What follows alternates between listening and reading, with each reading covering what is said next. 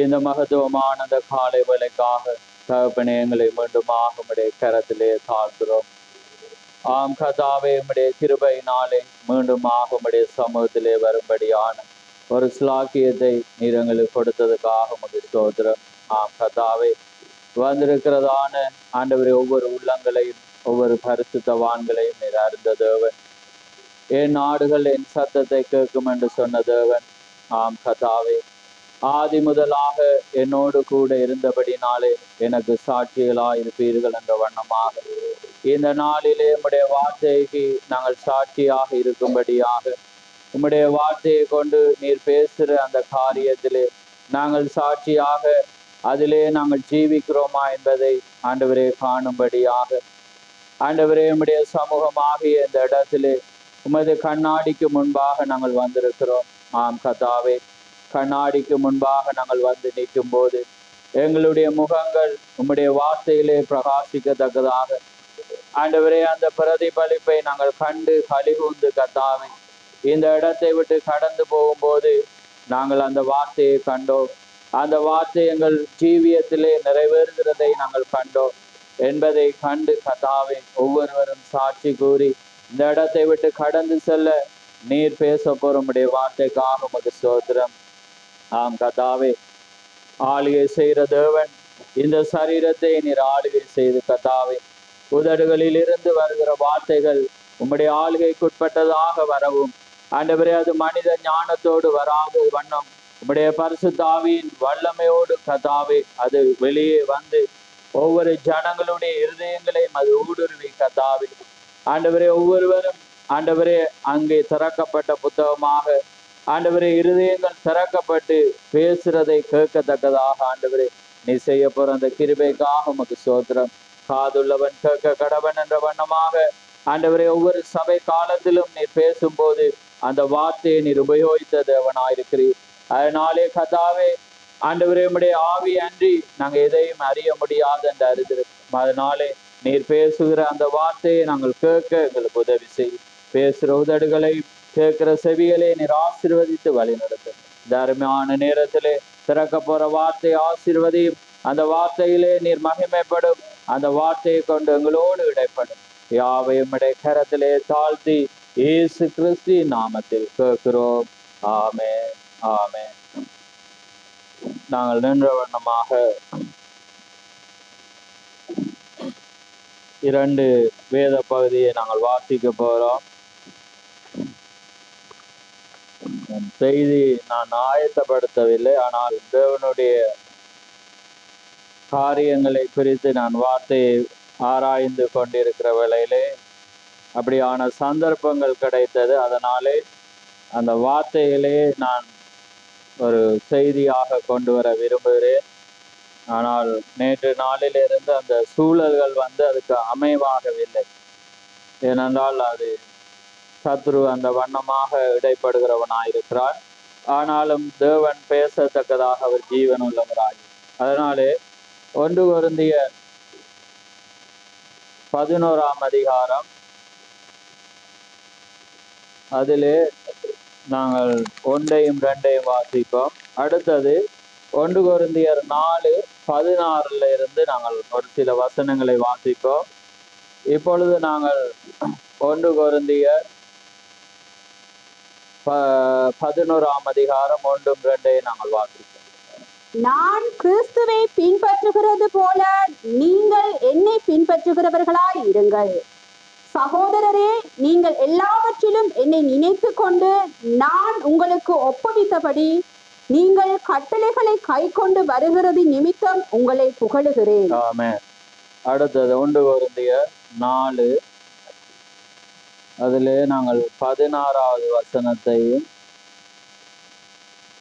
17 நாங்கள் வாசிப்போம். நேரம் இருந்தால் நாங்கள் அதை ஆராய்ந்து பார்ப்போம். 1 கொரிந்தியர் 4:16, 17.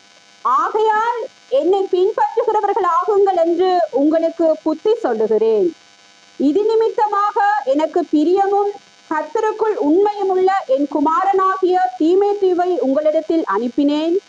நான் எங்கும் எந்த சபையிலும் போதித்து வருகிற பிரகாரம் கிறிஸ்துவுக்குள்ளான என் நடத்தைகளை அவன் உங்களுக்கு ஞாபகப்படுத்துவான். ආමෙන්. වහන්සේව ආදර්ශයට ගන්නාක් මෙන් නුඹලා මා ආදර්ශයට ගනිල්ලා. ඉතින් නුඹලා සියල්ලෙහිදී මා සිහි කර මා විසින් නුඹලාට බාර දුන් නියෝග බාර දුන් හැටියට පවත්වන නිසා නුඹලාට ප්‍රශංසා කරන්නෙමි.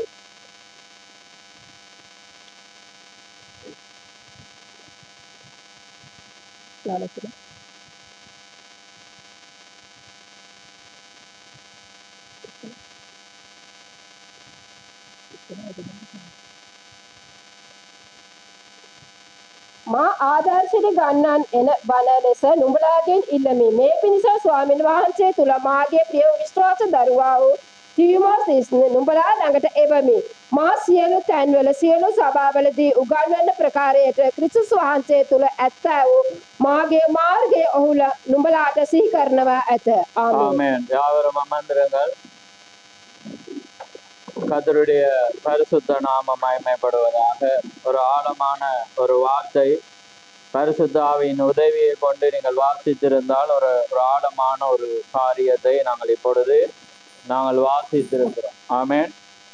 இந்த அருமையான நாட்களிலே நாங்கள் தேவனுடைய வார்த்தைக்குள்ளாக நான் ஜெபத்திலே சொன்ன வண்ணமாக இன்றைக்கு நாங்கள் அவருடைய நிருபங்களாக இருக்கிறோம்.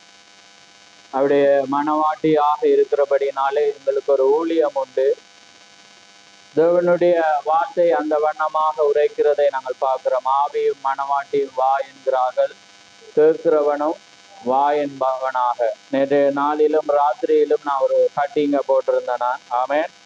அந்த காரியங்களை வாசித்தவர்களுக்கு நீங்கள் பரிசுத்த ஆவியோட வாசித்திருந்தால் அதனுடைய ஆழம் தெரிந்திருக்கும். அதுக்கு ஒரு ரிப்ளையை நீங்க போட்டிருப்பீங்க, அதிகமானவங்க நீங்க போட்டீங்க. ஏனென்றால் யார் முன்குறிக்கப்பட்டவர்கள் யார் முன்குறிக்கப்படாதவர்கள் என்பதை நாங்கள் அறியோம். ஆனால் நாங்கள் சுவிசேஷமானது எல்லார் மீதும் விழுந்த கடமையாயிருக்கிறது என்று வேதம் சொல்லுகிறது. ஆமென். அதனாலே அந்த முன்குறிப்பை குறித்து நாங்கள் அறிய முடியாது. அதனாலே வார்த்தையை பிரசங்கித்து கொண்டு விசுவாசத்தோடு கடந்து போவதுதான் ஒரு மேலான ஒரு காரியமாயிருக்கிறது. அதனால்தான் நாங்கள் எழுந்திருக்கும் போதே, நாங்கள் ஜெபிக்கும் போதே நாங்கள் என்ன செய்வோம், ஆண்டவரே இன்னைக்கு யாராவது ஒருவரோடையாவது நாங்கள் உங்களுடைய வார்த்தையை குறித்து பேச ஒரு சரீரத்தை நீங்க ஆயத்தப்படுத்துங்கன்னு அவர் ஆயத்தப்படுத்துவார். ஆமென். ஏனென்றால் அவர் ஜீவன் உள்ள தேவனார். அந்த ஆத்தும பாரம் உங்களுக்குள்ளாக இருக்கும் போது அதை அவர் நிறைவேற்றது. அந்த காரியம் உங்களுக்குள்ளாக இல்லாத பட்சத்திலே அது கிரியைக்கு வராது. ஏனென்றால் அந்த மனிதனை கொண்டுதான் அவர் பயன்படுத்துகிற தேவன். அவருக்கு யாரையும் அவர் பயன்படுத்த அவர் ஜீவன் உள்ளவராயிருக்கிறார். அப்ப அதனாலே இன்னைக்கு காலத்தின் போக்கை பார்க்கிற வேளையிலே ஒரு மேலான ஒரு செய்தி நமக்கு கொடுக்கப்பட்டிருந்தாலும் இன்றைக்கு ஜனங்கள் அந்த செய்தியை மற்றவர்களுக்கு சொல்லத்தக்கதாக இன்னைக்கு அந்த ஆளுமையிலே அந்த காரியத்திலே இல்லாததை நாங்கள் பார்க்கிறோம். ஏன்னா வேதம் சொல்லுறது, தீக்க சொல்றேன், நீங்க ஆளுகை செய்யப்பட வேண்டும் என்றால் உங்களுக்கு குணாதிசயங்கள் வர வேண்டும். ஆமென். நாங்கள் செய்தியில பார்த்து அதனாலதான் தாவீதை அபிஷேகித்திருந்தாலும் அவனுக்கு குணாதிசயங்களும் அவனுடைய வாழ்க்கையிலே தேவனுக்குள்ளாக சீர்பட வேண்டிய காரியம் இருந்தபடினாலே அவர் ராஜாவாக அவனை ஏற்படுத்துவதற்கு 20 வருடம் கடந்து போனதுற குறை. ஏனென்றால் அதே போலதான் முன்குறிப்பானது இன்று நேற்றல்ல, உலக தோற்றத்துக்கு முன்பாகவே அவருடைய சிந்தையிலேயே அது ஏற்பட்ட ஒன்றாயிருந்தது. யார் வருவார், யார் போவார், யார் எப்பொழுது நிற்பார் என்பதை எல்லாமே அவர் அறிந்தது. ஆனால் எல்லாருக்கும் ஒரு ஊழியத்தை அவர் வைத்திருக்கிறார். அந்த ஊழியமானது அது எப்பொழுது சில பேருக்கு முடிவடையலாம், சில பேருக்கு தொடரலாம், சில பேரை தேவன் பயன்படுத்தி கொண்டே போகலாம், சிலருடைய பயன்பாடு எப்பயுமே நிற்கலாம். நாங்கள் வேதத்துல நாங்கள் பார்க்கணும். அதே போல அது உங்களுக்கும் தேவனுக்கும் உள்ள ஒரு காரியமாயிருக்கிறது. அதேனாலதான் இன்றைக்கு இந்த வார்த்தைகளையும் இன்றைக்கு காலங்களையும் பார்க்கிற வேளையிலே இன்னைக்கு உலகமானது அந்த நிலையிலே ஜனங்களை வஞ்சித்திருக்கிறதை நாங்கள் பார்க்கிறோம். வஞ்சகம், அதான் ஏவாள் என்ன சொல்றாங்க, பிசாசு என்னை வஞ்சித்தான். நாங்க அறிஞ்சு எதிலையுமே நாங்க விழுகிறது இல்லை, வஞ்சகம்தான் ஒரு மனிதனை விழுத்துறதா. ஆனால் நாங்கள் தேவனுடைய காரியத்துக்குள்ளாக நாங்கள் கடந்து போகும்போது தேவன் மேலான ஒரு காரியத்தை அவர் செய்கிற தேவனாயிருக்கிறார். ஏன்னா நீங்க வார்த்தையை அறிந்தாதான் நீங்க தேவனுக்குள்ளாக நீங்க கடந்து போக முடியும்.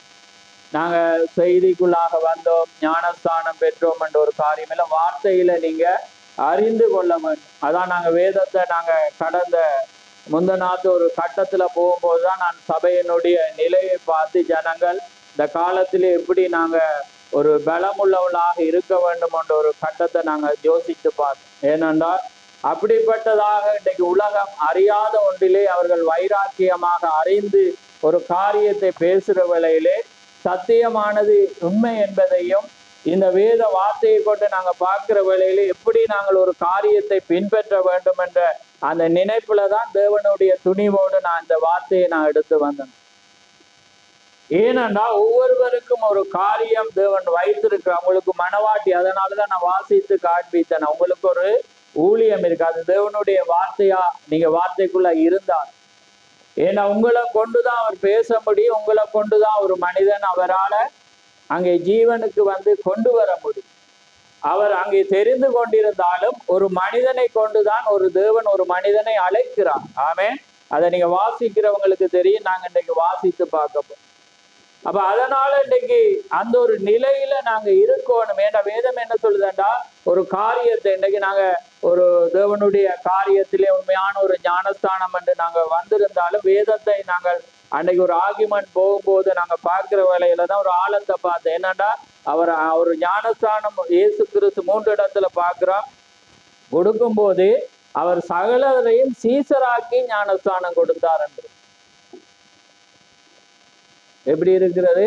சகல இப்ப இன்னைக்கு நாங்க வந்தான் நேற்றாம் போனான் என்ற ஒரு கட்டத்துல நமக்கு, ஆனா வேதம் என்ன சொல்லுது? சகலரையும் அவர் சீசராக்கி ஞானஸ்தானம் கொடுத்து. அப்ப சீசராக்குறன்னா என்ன அர்த்தம்? இயேசு அவங்க பின்பற்றி தேவனுடைய காரியத்தில் அவங்க பலப்பட்ட பின்பாடுதான் அது அங்கே கொடுக்கப்பட்டது. அப்பதான் அந்த பரிசுத்தாவி அவங்கள வழி நடத்த முடியும். அப்ப பாருங்க, ஒரு மேலான ஒரு காரியத்துல நாங்க ஒரு வாசலை நாங்க உடைத்து வெளியே வந்திருக்கோம். ஆனா அது ஒரு காரியம், முதலாவது படி. ஆனா அதையும் தாண்டி பரிசுத்தமாக்குதல், அதுக்கு பிறகு பரிசுத்தாவின் அபிஷேகத்தை நாங்கள் பெறும்போதுதான் தேவன் ஒரு காரியத்தை அவரால் செய்ய முடியும். ஏனென்றா அறுவடையோ மிகுதி, ஆட்களோ குறைவு. அதை உத்தமமாக கொண்டு போக அங்கே தேவனுடைய நீங்களும் நானும் அதுக்கு எங்களை அர்ப்பணிக்க வேண்டும். நாங்க அதுக்காக நாங்க ஜெபிக்க வேண்டும். ஆமென். ஏனென்றா இன்னைக்கு அப்படிப்பட்ட ஒரு காலத்துல நாங்க இருக்கிறோம். இன்னைக்கு அறியாமையில இன்னைக்கு காலத்தை நான் இருக்கிறத நான் பார்க்க. ஆனாலும் நீங்க ஒரு சில பேர் இருப்பதை குறித்து நான் மகிழ்ச்சி அடைகிறேன். கடந்த வாரத்துல நான் ஒரு காரியத்தை நான் சொல்ல வர்றேன். ஏண்டா இந்த காரியம் இன்னைக்கு நாங்க எந்த கட்டத்துல நாங்க இருக்கணும்ன்றதுக்காக நாங்க கடந்த வாரத்துல நான் நினைக்கிறேன் சௌரன் அண்டன் அவர் என்ன செய்தார், ஸ்கூல் வாசல்ல மனைவியை விட்டுட்டு இருக்கும் போது ஒரு சவரண சந்தி இருக்கு. அவர் இவருக்கு சுவிசேஷத்தை எப்படியாவது இயேசுவை அறிவிக்கணும்னு இவரை பிடிக்கலாமா, இவர் டிப்டாப்பா இருக்கிறபடினால இவருக்கு சொல்லலாமா, அல்லது என்ற சத்தியத்தை சொல்லக்குள்ள இன்னைக்கு அதிக பிரச்சனைகள் இருக்கிறது. அப்ப இவர் அவர்கிட்ட கதைக்கலாமா அண்டுட்டு ஒரு கட்டத்துல 2 பேரும் இருக்கக்குள்ள ஒரு பொதுவான அடிப்படையில போய் கடைசியாக பார்த்தீங்கன்னா வார்த்தையை சொல்லக்குள்ள அந்த வார்த்தை அவருக்குள்ளால விழுந்த பிற்பாடு அந்த காரியத்தை குறித்து அவர் அப்ப உங்களோட ஊழியக்காரனை சந்திக்கணும் என்றக்குள்ள 2 முறையும் நாங்க அழகாக காரியங்களை இதன்றக்குள்ள அவர் அந்த காரியத்துல அவர் விழுந்து போனார். ஆமே. ஏனென்றால் அந்த வார்த்தையை குறித்ததான தாளம். அப்பதான் நான் நினைச்சேன், ஏனென்றா அந்த தாளத்தை அவர்கிட்ட இருக்கு. ஏன்னா இன்னைக்கு அந்த குரூப் மாத்திரம் இல்லை, நிறைய பேர் நான் ஏறக்குறைய எண்ணிக்கை அற்றவர்களை அவர் ஒவ்வொரு காரியம், இப்ப கொழும்பு சபை கூட பாத்தீங்கன்னா சவரனு கூடாக தான் அது அந்த வார்த்தையை கடைக்கு வார ஒரு காரியம் ஒரு நபருக்கு உரைக்கும் போது உங்களால் அறியாவிட்டாலும் ஒரு உத்தமமான ஒரு சில வார்த்தைகளை உரைக்கும் போது அது ஒரு மனிதனுக்குள்ளாக வரும். அது எல்லாமே ஒரு தாளம். இன்னைக்கு நான் அவரை புகழ நான் வரையில, இன்னைக்கு காலத்தின் கட்டாயத்தை நான் பேச வருகிறேன். ஏனென்றா தேவனுக்குள்ளால நீண்ட நாள் இந்த வாஞ்சை இருந்தது. ஏனென்றா சத்தியத்தை அதிகமா நீங்க அறியறீங்க, ஆனா அதனுடைய பலன் குறைவாக இருக்கு. இன்னைக்கு ஜனங்கள் தாங்களும் தங்களுடைய நிலையும் என்ற ஒரு நிலைக்குள்ளாக இன்றைக்கு மங்கி போயிருக்கிற ஒரு காலத்துல அது அந்த வார்த்தையை திரும்ப கேட்டா கூட அறியாத ஒரு சூழல்ல இருக்கிறத பார்த்து. ஏனென்றா இன்னைக்கு இஸ்ரவேல் ஜனங்களுக்கும் அதுதான் நடந்தது. ஏனென்றா தேவன் வானத்தில் இருந்து மன்னா பரலோகத்தின் மன்னாவை கொடுக்கக்குள்ள வேதம் அவங்க சொல்றாங்க எங்களுக்கு அழுத்து போயிட்டாங்க. எங்களுக்கு இதே தொடர்ந்து என்னக்குள்ள தேவன் சொல்றார் அப்படியாண்டு அவர் என்ன செய்யற கடந்த அதான் தீக்கர் சொல்றேன். அது ஒரு விசேஷித்த மண்ணா அந்த ஆகாரத்தை சாப்பிடுற வேளையில வருத்தம் வரையல் வியாதி வரையல். ஏன்னா அது அந்த பரலோகத்தின் தூதர்கள் சாப்பிடுற மண்ணாவை கொடுக்கறதுல. ஆனா ஜனங்களுக்கு எப்படி இருந்ததா வெறுப்பா இருந்து. ஆனா அவங்க ஒரு விசேஷித்த கூட்டமாக இருந்து தேவன் அவங்களுக்கு வார்த்தையை அங்கே வானத்தில் இருந்து பொழிந்து கொண்டே இருந்தார். அந்த அப்பத்தையே சாப்பிட்டு கொண்டிருந்தார். ஆனா தொடர்ந்து சாப்பிடுற வேளையில அவங்க அசட்டையா இருந்தாங்க. எப்பயுமே சும்மா கிடைக்கிறது உங்களுக்கு தெரியும் என அது ஒரு அசட்டையாக இருக்கு. ஆனா கிடைக்காதவன் அது ஒரு பெருந்தீனி தீனனா அதை என்ன செய்வான் அதை வாங்கிக்கிறவனாயிருப்பான். அப்படி இன்னைக்கு நிறைய பேருக்கு அதுக்காக வேற அவங்கள பெருந்தீனிகள் என்று சொல்ல வரையில கிடைக்காத ஒருவன் கிடைச்சா இவ்வளவு ஒரு வாங்கியோட அந்த தாகத்தோடு இருக்கிற ஒரு அர்த்தத்துல நான் சொல்றேன். அப்ப அந்த காரியத்தை குறித்து நாங்க எல்லாமே ஆழமாக போகல. அவர் சொன்னேர் பைபிள் ஸ்டடி நீங்க தொடர்ந்து வைக்கணும். அதுக்கு பிற்பாடு அவர் சொன்னேர் ஒரு இடத்துல இருந்து ஒரு கூட்டமானது நாங்க அரேஞ்ச் பண்ணி இருக்கிறோம். எல்லா இடங்களிலிருந்து அங்கே ஊழியக்காரர் வருகிறார்கள். அதனால உங்களையும் அழைக்கிறோம். அப்ப நான் சொன்னேன் தயவு செய்து உங்களோட பாதை வேற நம்முடைய பாதை வேற. அவர் சொன்னார் இல்லை நீங்க வரணும். நான் சொன்னேன் இல்லை வந்தா அங்க குழப்பம் வரும். அப்ப அந்த காரியத்துக்கு பிற்பாடு அவர் கடந்து போயிட்டு அடுத்த நாள் இல்லை நீங்க வரணும். ஏன்னு கேட்ட நீங்க அங்க போதிக்கிறதுக்கு நீங்க இடையில கேள்வி கேட்கணும். அப்ப நான் சொன்னேன் அதை நீங்க விரும்பினா நான் அதுக்கு வர்றதுக்கு தயார். ஏன்னா எனக்கு அதுதான் விருப்பம். அதாவது வாக்குவாதம் அல்ல, அந்த காரியங்களை குறித்து நாங்க பேசுறதுக்கு ஆயத்தம். அப்ப நானும் சவுனும் ஜெபிச்ச 3 சாட்சியோட அந்த 3 முறை நாங்க சொன்ன நாங்க இது சரி வராது, வந்தா அவங்கட பாதை வேற எங்கட பாதை வேற. அப்ப அதனால அவங்கட உபதேசத்தை என்னால கேட்கல. அவர் சொல்ற இல்லை ஒரு காரியத்தை குறித்து உங்களால கேள்வி கேட்க உரிமை இருக்கு.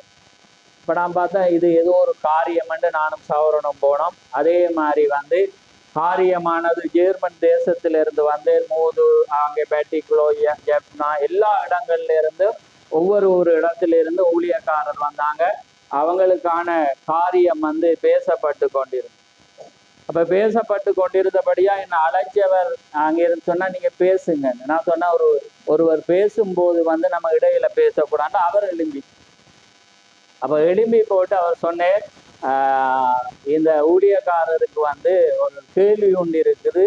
இயேசு கிறிஸ்துவின் நாமம் சரியா பிதா குமாரன் யுத்தம் ஆரம்பிக்க துவங்கி. ஆமே இவ்வளவுதான் ஒரு காரியங்கள் வந்தாலும் அங்க பலிபீடத்தில் இருந்துகிறக்குள்ள நான் எழும்பி வேலையில தேவன் அந்த துணிவை தந்த எல்லாமே தெரியும் உங்களுக்கு எப்படிப்படி காரியம்.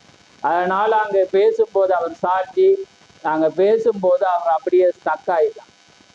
அவர் அவ்வளோ ஒரு பெர்ஃபெக்டா பரிபூர்ணமான ஒரு காரியத்தை பேசி கொண்டிருந்தேன். ஆனா நாங்க எழுந்து அங்கே காரியத்தை ஞானஸ்தானத்தை குறித்து நான் சொன்னேன் நீங்க வார்த்தையின் அடிப்படையில் உண்மையாவே ஒரு அருமையான ஒரு சேவர்.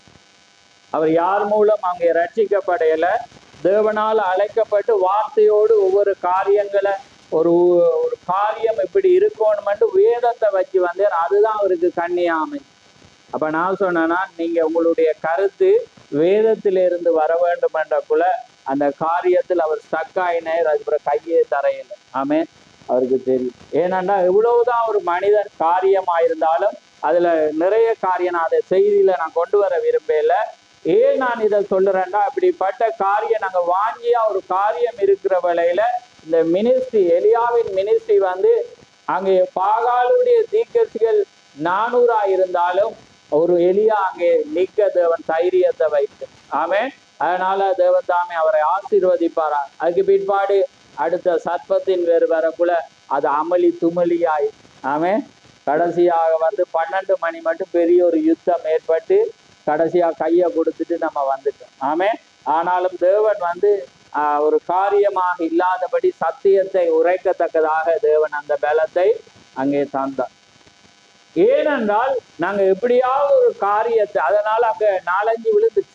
விழுந்த மீனிங் என்னன்னா அவங்க வார்த்தைக்கு சலண்டர் ஆயிட்டாங்க. அவங்களுக்குள்ளாக ஒரு காரியம் அங்கே விழுந்தபடினால அவங்க தேவனுடைய அந்த ஞானஸ்தானத்தை குறித்து அவங்க 199 வீதம் அதை சரி என்ற ஒரு காரியத்திலே அவங்க வந்துட்டாங்க. சில பேர் வந்து அதுல பெரிய பரியாசக்காரரும் இருப்பாங்க. அப்ப அந்த மாதிரி ஒரு காரியத்துல தேவன் அங்கே இந்த நாட்கள்ல அவர் வழி நடத்தி வருது. அதனால நான் பார்த்தேன், ஏனென்றா தேவனுடைய வார்த்தையை நீங்க அறிந்து கொள்ளும்படி போதுதான் நீங்க வெளியில நிற்பீங்க. யார் மூலம் நிற்பீங்க? யாருக்காவது ஒரு காரியத்தை சொல்லும் போது உங்களுடைய சுபாவம், உங்களுடைய வாயிலிருந்து வர்ற வார்த்தை உங்களுக்கு ஒரு கவர்ச்சியை உண்டாகும். ஏன்னா அவர் ஒரு ஊழியக்காரன், அவர் வேதத்தை தெளிவாக அறிஞ்ச ஒரு காரியம். ஆனா அந்த எங்கிட்ட இருந்த ஒரு வார்த்தையின் கவர்ச்சி தான் அவர் அங்க விழப்பண்ணி. அப்ப அதே போலதான் தீர்க்கதரிசி சொல்றார், அந்த மணவாட்டியானவள் அப்படிப்பட்டதான் ஒரு கவர்ச்சியை உடையவளாய். அந்த வார்த்தையானது ஒரு மனிதனுக்குள்ளாக பிரவேசிக்கிற வேளையில அது ஒரு மனிதனை அது இயற்கைக்கு மேம்பட்டதை காண செய்யாக அது செய்யும். மற்றவர்களுடைய வித்தியாசத்தை விட ஒரு வித்தியாசத்தை காண்பி. அதான் அவன் சொல்றான், அந்த வசனத்துவங்க அநேக பெண்களை நான் என்ன குணசாலியான, அப்படியா என்னது, ஆமேன். அப்ப பாருங்க, அநேக குணசாலியான ஸ்திரீகளுக்கு நான் உன்னை விட ஒரு குணசாலிய நான் கண்டது இல்லை என்ற ஒரு காரியத்தை அங்க போவாஸ் அங்க சொல்றதை நாங்க பார்க்க. அதே போலதான் இன்னைக்கு ஒரு மணவாட்டியானவள் தீர்க்கதரிசி சொல்றேன், அப்படிப்பட்ட ஒரு குணாஸ் இன்னைக்கு உலகத்துல அநேக பெண்கள் இருக்கா. பெண்கள் என்ற மீனிங்ல நான் சொல்லும் போது அது சபைக்கு அடையாது. ஆமே, இன்னைக்கு அநேக சபைகள் இருக்கலாம். ஆனால் உங்களோடு ஒரு மனிதன் பேசும்போது உங்கள்கிட்ட இருக்கிற அந்த குணாதிசயமானது ஒரு காரியத்தை அங்கே நடப்பிக்க, அது நடப்பிக்காத பட்சத்திலே வந்து அந்த காரியத்திலே அங்கே ஜீவனை கொண்டு வர முடியும். ஏன்னா நீங்க குணப்படாம இன்னொருவனை குணப்படுத்த முடியும். ஏன்னா தேவன் ஒரு காரியத்தை அந்த சிறு பெண்ணாக வைத்திருக்க. அதான் நான் அன்றைக்கு சொன்னேன், அன்னைக்கு அவள் தீர்க்கதரிசி சொல்றேன், அவள் அந்த இஸ்ரவேல் தேசத்துல இருக்க மட்டும் தேவனுடைய மகத்துவத்தை அவள் அறிஞ்சிருந்தாள். ஆனா அவளுக்கு கனத்தை கொடுக்க, ஆனால் அவள் வெளியிடத்துல போகும்போது அந்த மகத்துவத்தை கண்டான். ஏனென்றா அந்த தேசத்துல அவன் குஷ்டரோகியா இருந்தான். குஷ்டரோகியா அவனை பாளையத்துக்கு புறம்பாக கொன்றுவான், யாரும் மதிக்க மாட்டான். அதே போலதான் உங்களுக்கு ஒரு மகத்துவம் தெரியணுமெண்டா யாராவது ஹாஸ்பிட்டல்ல இருந்த வருத்தம் பார்க்க போய்ப்பாரு. அப்போ உங்களுக்கு தெரியும், நான் இங்க எந்த இடத்துல உங்களுக்கு இந்த இடத்துல ஒரு தேவனுக்குள்ளாக நீங்க இருக்கக்குள்ள உங்களுக்கு தெரியாது. அதுக்காக இந்த இடம் என்றக்குள்ள வேற அர்த்தம் இல்ல.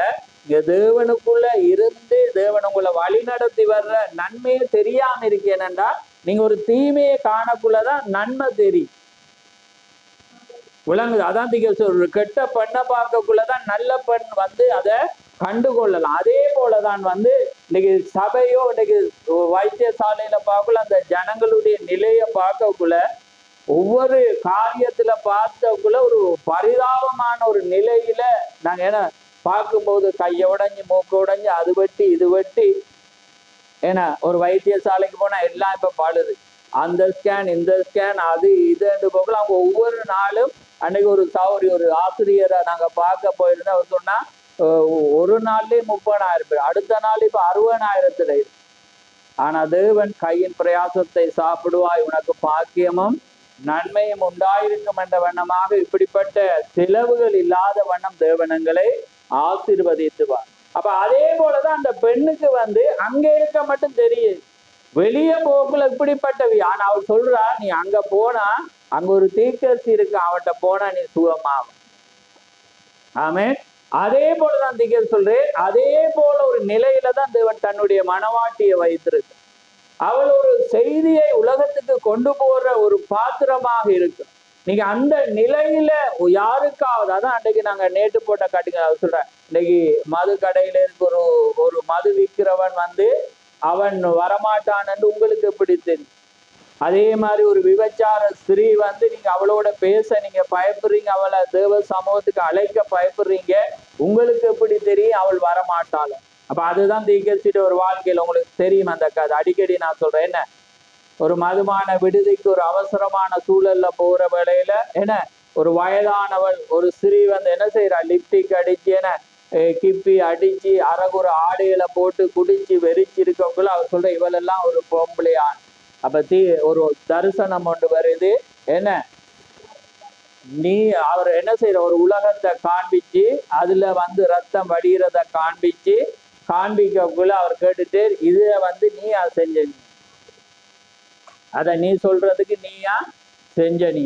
அப்ப அவர் சொல்ல இல்ல, நீ அவளுக்கு போய் செய்திய சொல்லக்குள்ள அவர் சொல்லக்குள்ள அவள் அந்த இடத்துலயே அவள் என்ன செய்துட்டாள், முழங்கால் படியிட்டு அவள் என்ன செய்தாள், அவள் ஜெபிக்கிற வேளையில அவளோட வாழ்க்கையே மாறின. அதுக்கு பிறகு அவளோட ஸ்டோரிய நீங்க பாத்தீங்கன்னா என்ன செஞ்சால், அநேகர கிறிஸ்துக்கு வழி நடக்கும், அநேகருக்கு சுவிசேஷத்தை சொன்னால். பாருங்க எப்படி அது என்ன காரியம் என்றா, உங்களோட மனசு சரியில்லை, உங்களோட இருதயத்துல மற்றவர்களை ஒரு காரியமாக நீங்க சிந்திக்கிறது தான் அது எல்லாமே தவறாக மாறும். ஆனா தேவன் உங்களுக்குள்ள இருந்தா அப்படிப்பட்டது வராது. ஏன்னா நீங்க சுவிசேஷத்தை தான் சொல்ல விரும்பி அவங்க எப்படி ஜீவிக்கிறாங்க எப்படி வாழ்கிறாங்க என்ற காரியம் கூட கண்ணுக்கு வராது. நீங்க வார்த்தையை சொல்லக்குள்ள அந்த வார்த்தை தான் ஒருவனை விடுதலை ஆக்க முடியும். உங்களோட வார்த்தையில ஜீவன் இல்லை, ஆனா தேவனுடைய வார்த்தையில ஜீவன் இருக்கு. அந்த வார்த்தை உனக்காக அவர் மரித்தேர், உன்னுடைய பாவத்துக்காக மரித்தேர் என்று நீ சொல்லும் போது அவனோட வாழ்க்கையை அது மாறும். ஒருவன் விசுவாசி, அதான் வேதம் சொல்லுது, அவர் எல்லாருக்காக மரித்தார். ஆனா யார் வருவார் என்பது அவருக்கு தெரியும், யார் ஏற்றுக்கொள்றவர்களுக்கு அவர் தேவன் ஆயிருக்கு. அப்ப பாருங்க அந்த நிலையில இன்னைக்கு சபை இருக்குதான். உங்களோட தலையங்க நான் போட விரும்புறேன்னா உங்களோட வாழ்க்கை நல்ல ஒரு சிந்திச்சேன், உங்களோட வாழ்க்கையின் தற்போதைய கட்டம் சீக்கிரம் என் ஊழியத்தின் தற்போதைய கட்டம் என்ற நான் அதை அந்த தலையங்கத்திலிருந்து அந்த செய்தியை படிக்கல. நான் இது தேவனுடைய வார்த்தையை கொண்டு உங்களோட பேசு, நான் அந்த செய்தியிலேயும் தான் நான் பார்த்து வந்திருக்கேன். அதாவது உங்களோட வாழ்க்கையின் தற்போதைய கட்டம், அதாவது என்ன, தேவனுக்குள்ளாக நீங்க மனவாட்டி என்றீங்க, தேவனுடைய காரியத்துல எடுத்துக்கொள்ளப்படுதல் வரப்போகுது என்பதை எப்ப எந்த நிமிஷம் என்று இருக்கிறீங்க. அதுக்குதான் போன வாரம் செய்தி கொடுத்தேன். என்னது, நீங்க தெய்வீக சுகத்தை நீங்க விசுவாசிக்காதவங்களா இருந்தா நீங்க எடுத்துக்கொள்ளப்படுதல விசுவாசிக்க மாட்டேன், நீங்க போகவே முடியாது. உங்களுடைய கிரியைகள் அதை காண்பிக்கவன். அப்ப பாருங்க, அப்ப இன்றைக்கு அதே விசுவாசிக்காதவங்களா இருந்தா உங்களோட ஊழியத்துல தற்போதைய கட்டம் அது 0ல தான் இருக்கு. நீங்க ஆரம்பிச்சிருக்கீங்க, இப்பதான் புதுசா வந்திருக்கிறீங்க. அதான் எபிரேயருக்கு 5ஆம் அதிகாரத்தை பார்க்கல, அவன் சொல்றான், காலத்தை பார்த்தால் போதகராய் இருக்க வேண்டிய நீங்க இப்படி ஒரு நிலையில இருக்கிறீங்க, பாலை குடிக்கிறீங்க என்ற ஒரு கட்டத்தை அவன் பேசு. அதே போல இன்றைக்கு நீங்க செய்தி அறிஞ்சிருக்கலாம், ஆனா அது கிரியைக்கு அது நீங்க விசுவாசிச்ச நீங்க என்ன செய்வீங்க, கிரியையில காண்பி அதை இன்னொருவருக்கு நீங்க எடுத்துரைப்பி. ஏனென்றா அதுதான் ஜீவனாயிருக்குது. நீங்க பிறனுக்காக வாழ்வதே நித்திய ஜீவனாயிருக்கிறது என்று வேதம் சொல்லு. உங்களுக்கே மண்டையில விளங்குது இல்ல, செய்திய திரும்ப கேட்டா அதை பலவிதமா புரிஞ்சு கொள்றீங்க, பலவிதமான அர்த்தங்களை கொண்டு வாரு. அப்ப அதே இருக்கக்குள்ள அவனும் என்ன செய்யுங்க, அவனும் கொண்ட கொடுக்கல, அவன் என்னோட புரியும். இதுதான் நடக்குது இன்றைக்கு. ஏன்னா ஒரு செய்திய தவறாக புரிந்து கொள்ளும், தவறாக வியாக்கியானம் பண்ணுதல், தவறாக இடம்பெயர செய். அப்ப அந்த நிலையில வருறா. இப்ப நான் செய்திக்கு நான் கடந்து போகிறேன். பாருங்க வார்த்தையை பாருங்க, கவனமா பாருங்க. ஏனென்றா இன்னைக்கு சபையானது ஒரு அறிவு பலத்ததாய் போயிடுச்சு. ஏன்னா இன்னைக்கு அப்படிப்பட்ட போதனைகள் அந்த பரிசுத்தாவிக்குள்ளாக அடங்கி இல்லாத ஒரு காரியம் அது பல பல வியாக்கியானங்களை கொண்டு வந்து. ஏன்னா நீங்க அழைக்கப்படாம நீங்க போதகம் பண்ணு, அழைக்கப்பட்டாதான் வேதத்தின் நியதி வரும். வேதத்துக்குன்னு ஒரு ஒழுங்கு இருக்கு, தேவனுடைய நியதி ஒன்று இருக்கிறா. இப்ப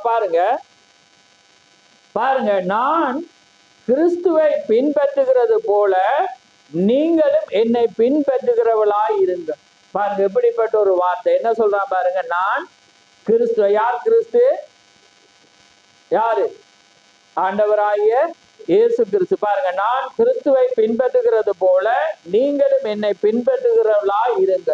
சகோதரரே, நீங்கள் எல்லாவற்றிலும் என்னை நினைத்து கொண்டு, யாரை நினைக்கட்டாமா, என்ன நினைத்து கொண்டு நான் உங்களுக்கு ஒப்புவித்தபடி நீங்கள் கட்டளைகளை கை கொண்டு வருகிறதை நிமித்தம் உங்களை புகழுகிறேன். எதால புகழுகிறானா, பெண்டைக்கு நீங்க நான் பவுல சொல்லக்குள்ள நீங்க இங்க பாருங்க, இங்க பார்த்துட்டு உங்களோட சபையிட ஊழியமா அப்படி இருந்தா நீங்க ஒரு உணவு சங்கிலி மாதிரி, அது ஒரு தொடர்பாடல்ல தான் போகும்.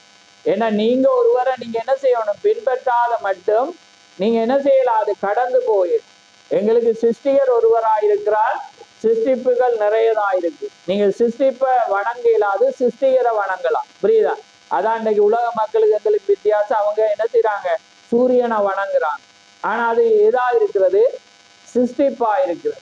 தேவனுடைய சிருஷ்டிப்பா இருக்கு. விளங்குதா? அப்ப அதே போலதான் இன்றைக்கு எங்களுக்கு ஒரு வழிமுறை இருக்கிறது. ஆனா நீங்க ஒருவரை பின்பற்றாம நீங்க அந்த முடிவுக்கு நீங்க என்ன செய்யலாது? போகலாம். ஏன்னா இது தொடர். அந்த தொடரை நீங்க ஒருவர் கரம் பிடிக்கக்குள்ளதான் அந்த முடிவு அங்கே வரும். ஏன்னா அதுதான் வேத ஒழுங்கு. ஏன்னா இன்னைக்கு அந்த வேத ஒழுங்கு என்னன்னா, இன்னைக்கு ஜனங்களோடு தொடர்பு படாம இன்னைக்கு டைரக்டா டைரக்ட் விசா அப்ளை பண்றான். யாரோட?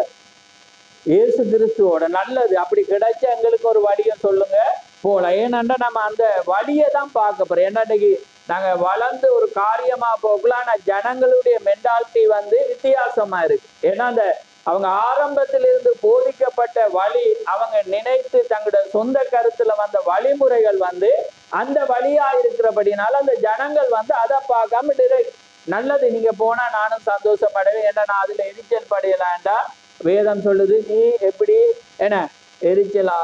ஏன்னா அந்த யோனாக்கு கேட்கிறேன் என்ன, அதே போல தீர்க்கட்சி அவ்வளவு மகத்தான தீர்க்கட்சியில கேட்கிற நீயா அவ்வளவு ஒரு ஊழியம் செய்யப்பட நீயா அதை செஞ்சா நீ என்று தேவன் என்ன செய்யறேன் கேள்வி கேட்கக்குள்ள நான் ஒரு டம்மி பீஸ் என்ன, அதை விட நம்ம ஒன்றுமே இல்லாதவங்க நாங்க. ஆமே. ஆனா தேவன் ஒரு தீர்க்கதரிசி ஒரு மேலான ஒரு மகத்துவமான ஊழியத்தை செய்யக்குள்ள அவர் தவறு விடக்குள்ளே தேவன் அப்படித்தான் கேட்கு. மோசே தவற விடக்குள்ள என்ன செய்யற தேவன்? என்ன செய்யற? கொல்ல பார்த்தா இல்லையா? ஆளை போட்டு தள்ளி ரெடி ஆயிடுச்சு. ஆளை கொல்ல வரக்குள்ள அங்க ஒரு புத்திசாலியா ஒரு ஆள் வார. யாரு? மனைவி. அது சபைக்கு அடையா. அந்த சபை என்ன செய்யுது? காப்பாத்து. அன்னைக்கு நாங்க ஒரு காரியத்துல பார்த்துறாங்க என்ன, அவன் தண்டனைக்கு போக்குள்ள ஜனங்கள் என்ன செய்யறாங்க? ஒரு ஆளை அன்றைக்கு இப்ப செய்தி எடுத்தனா யாரு செய்யறாங்க? ஜனங்கள் யார காப்பாத்துறாங்க? ஜோனத்தான காப்பாத்தினாங்கட்டு வாசிச்சோமே. பைபிள்ல வடிவ அழகான அடமொழியில என்ன செஞ்சா வாசிச்சு. ஏண்டா இவன் சொல்லிட்டான், அதை செய்யறவன் கொல்லப்படணும் மண்டக்குள்ள ஜனங்கள் மகத்துவத்தை அவன் செய்த நன்மைகளை சொல்லி என்ன செய்யறாங்க? அவனை காப்ப வசனம் கீழே வடிவா இருந்துச்சு. என்ன ஜனங்கள் என்ன செஞ்சாங்களா? அவனை காப்பாத்தினாங்க. அவனை நேசித்த நிமித்த ராஜாக்கு காரியங்களை சொல்லி. அதே போலதான் சபையானது ஒழுங்குல நடக்கக்குள்ள ஒரு மனிதன் அது பாதுகாக்க அவ்வளவு வல்லன் உள்ளதாய். அப்ப அதுதான் நாங்க வேதத்துல பாக்குறோம். பரிசுத்தாவி இப்ப கனெக்ட் பண்ணிட்டே இருக்கு. என்ன அன்றைக்கு ஒருவன் தவறு விடக்குள்ள சபையை விட்டு என்ன செய்யறாங்க? நிப்பாட்டுறாங்க. சபைக்கு வெளியே இருக்கக்குள்ள என்ன வருது? நியாயத்து. ஏன்னா சபை என்ன செஞ்சிட்டு இருந்துச்சு? பாதுகாத்துட்டு இருந்து. புரியுதா உங்களுக்கு? ஏன்னா நான் செய்தியை சொல்றேன், வேறத சொல்லல. உங்களுக்கு மோசே அவ்வளவு ஒரு தீர்க்கதரிசி. ஆனா அந்த காப்பாத்துனது யாருன்னு பாத்தீங்கன்னா யாரு? மனைவிதான் காப்புது. நீங்க அதை ஒரு தப்பா நினைக்க கூடாது. வேதம் ஒரு ஆள் ஒரு காரியத்துல தேவன்ட செய்யக்குள்ள ஒரு ஆள் நிறுத்த ஒரு ஆள் பாதுகாக்கப்படும். சத்தியம் இது. அந்த சத்தியத்தை நீங்க அறியணும். அதாலதான் யோபு தண்ட பிள்ளைகள் புலவிட்டுருவாங்க. என்ன செய்யறான்? முன்கூட்டியே என்ன செய்யறான்? நாங்க அந்த முன்கூட்டியே இப்ப இன்னைக்கு கொரோனா நேரம் வரக்குள்ள சாமான ஸ்டொக் பண்ணினோம் தானே. அதே மாதிரி இந்த புலவு நடந்தாலும் அவன் என்ன செஞ்சிட்டான்? பழிய செலுத்திட்டான். ஏன்னா அவனுக்கு தெரியும் பழி பாதுகாக்கும். ஆமே. பாருங்க எவ்வளவு ஒரு காரியம் பாருங்க. சிம்பிளா பாத்தீங்கன்னா வசனம் வெளிப்படாது. ஆமே. அப்ப பாருங்க எப்படிப்பட்ட ஒரு காரியம். அதே பொழுது நீங்க ஜெபிச்சீங்கன்னா அங்க பாதுகாப்பு இருக்கு.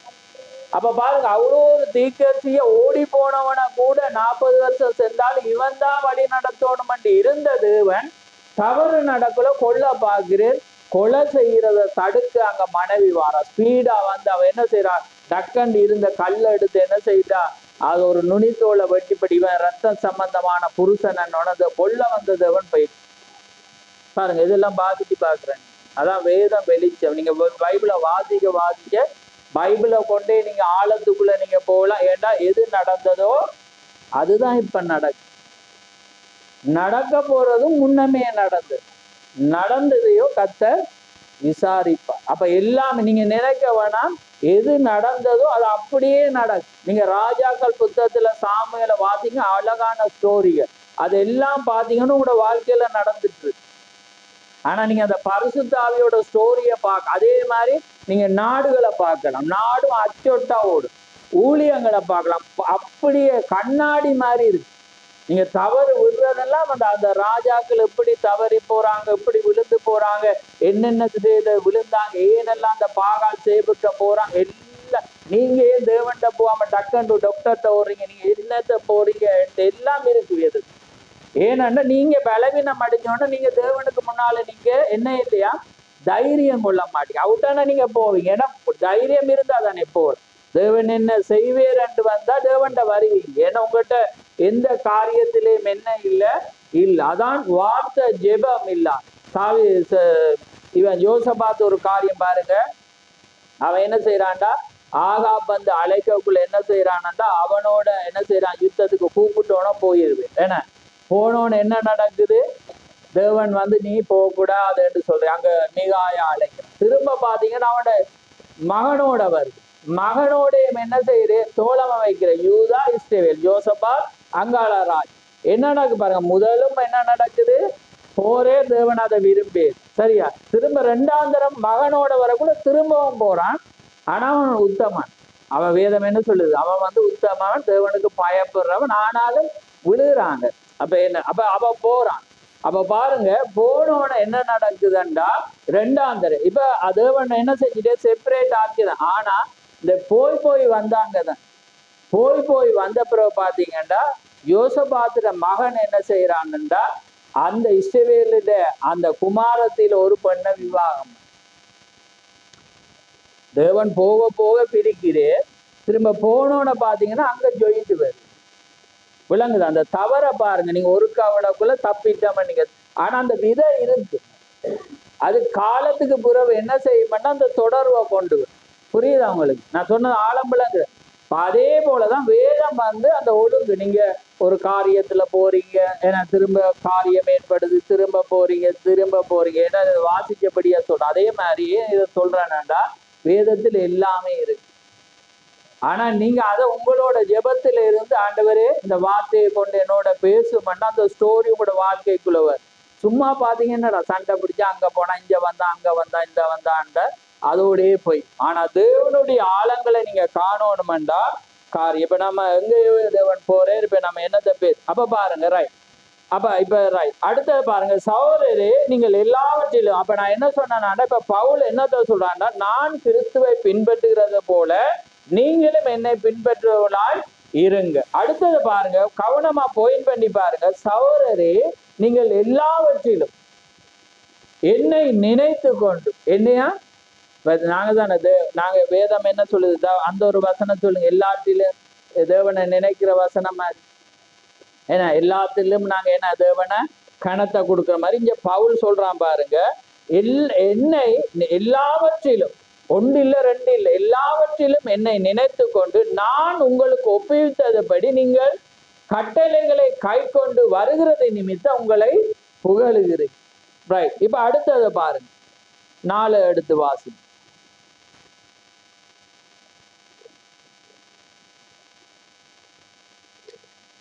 ஏன்னா இன்றைக்கு மனவாட்டியான ரைட். நாங்க இதை வாசிச்சுட்டு செய்திக்கு போவோம்.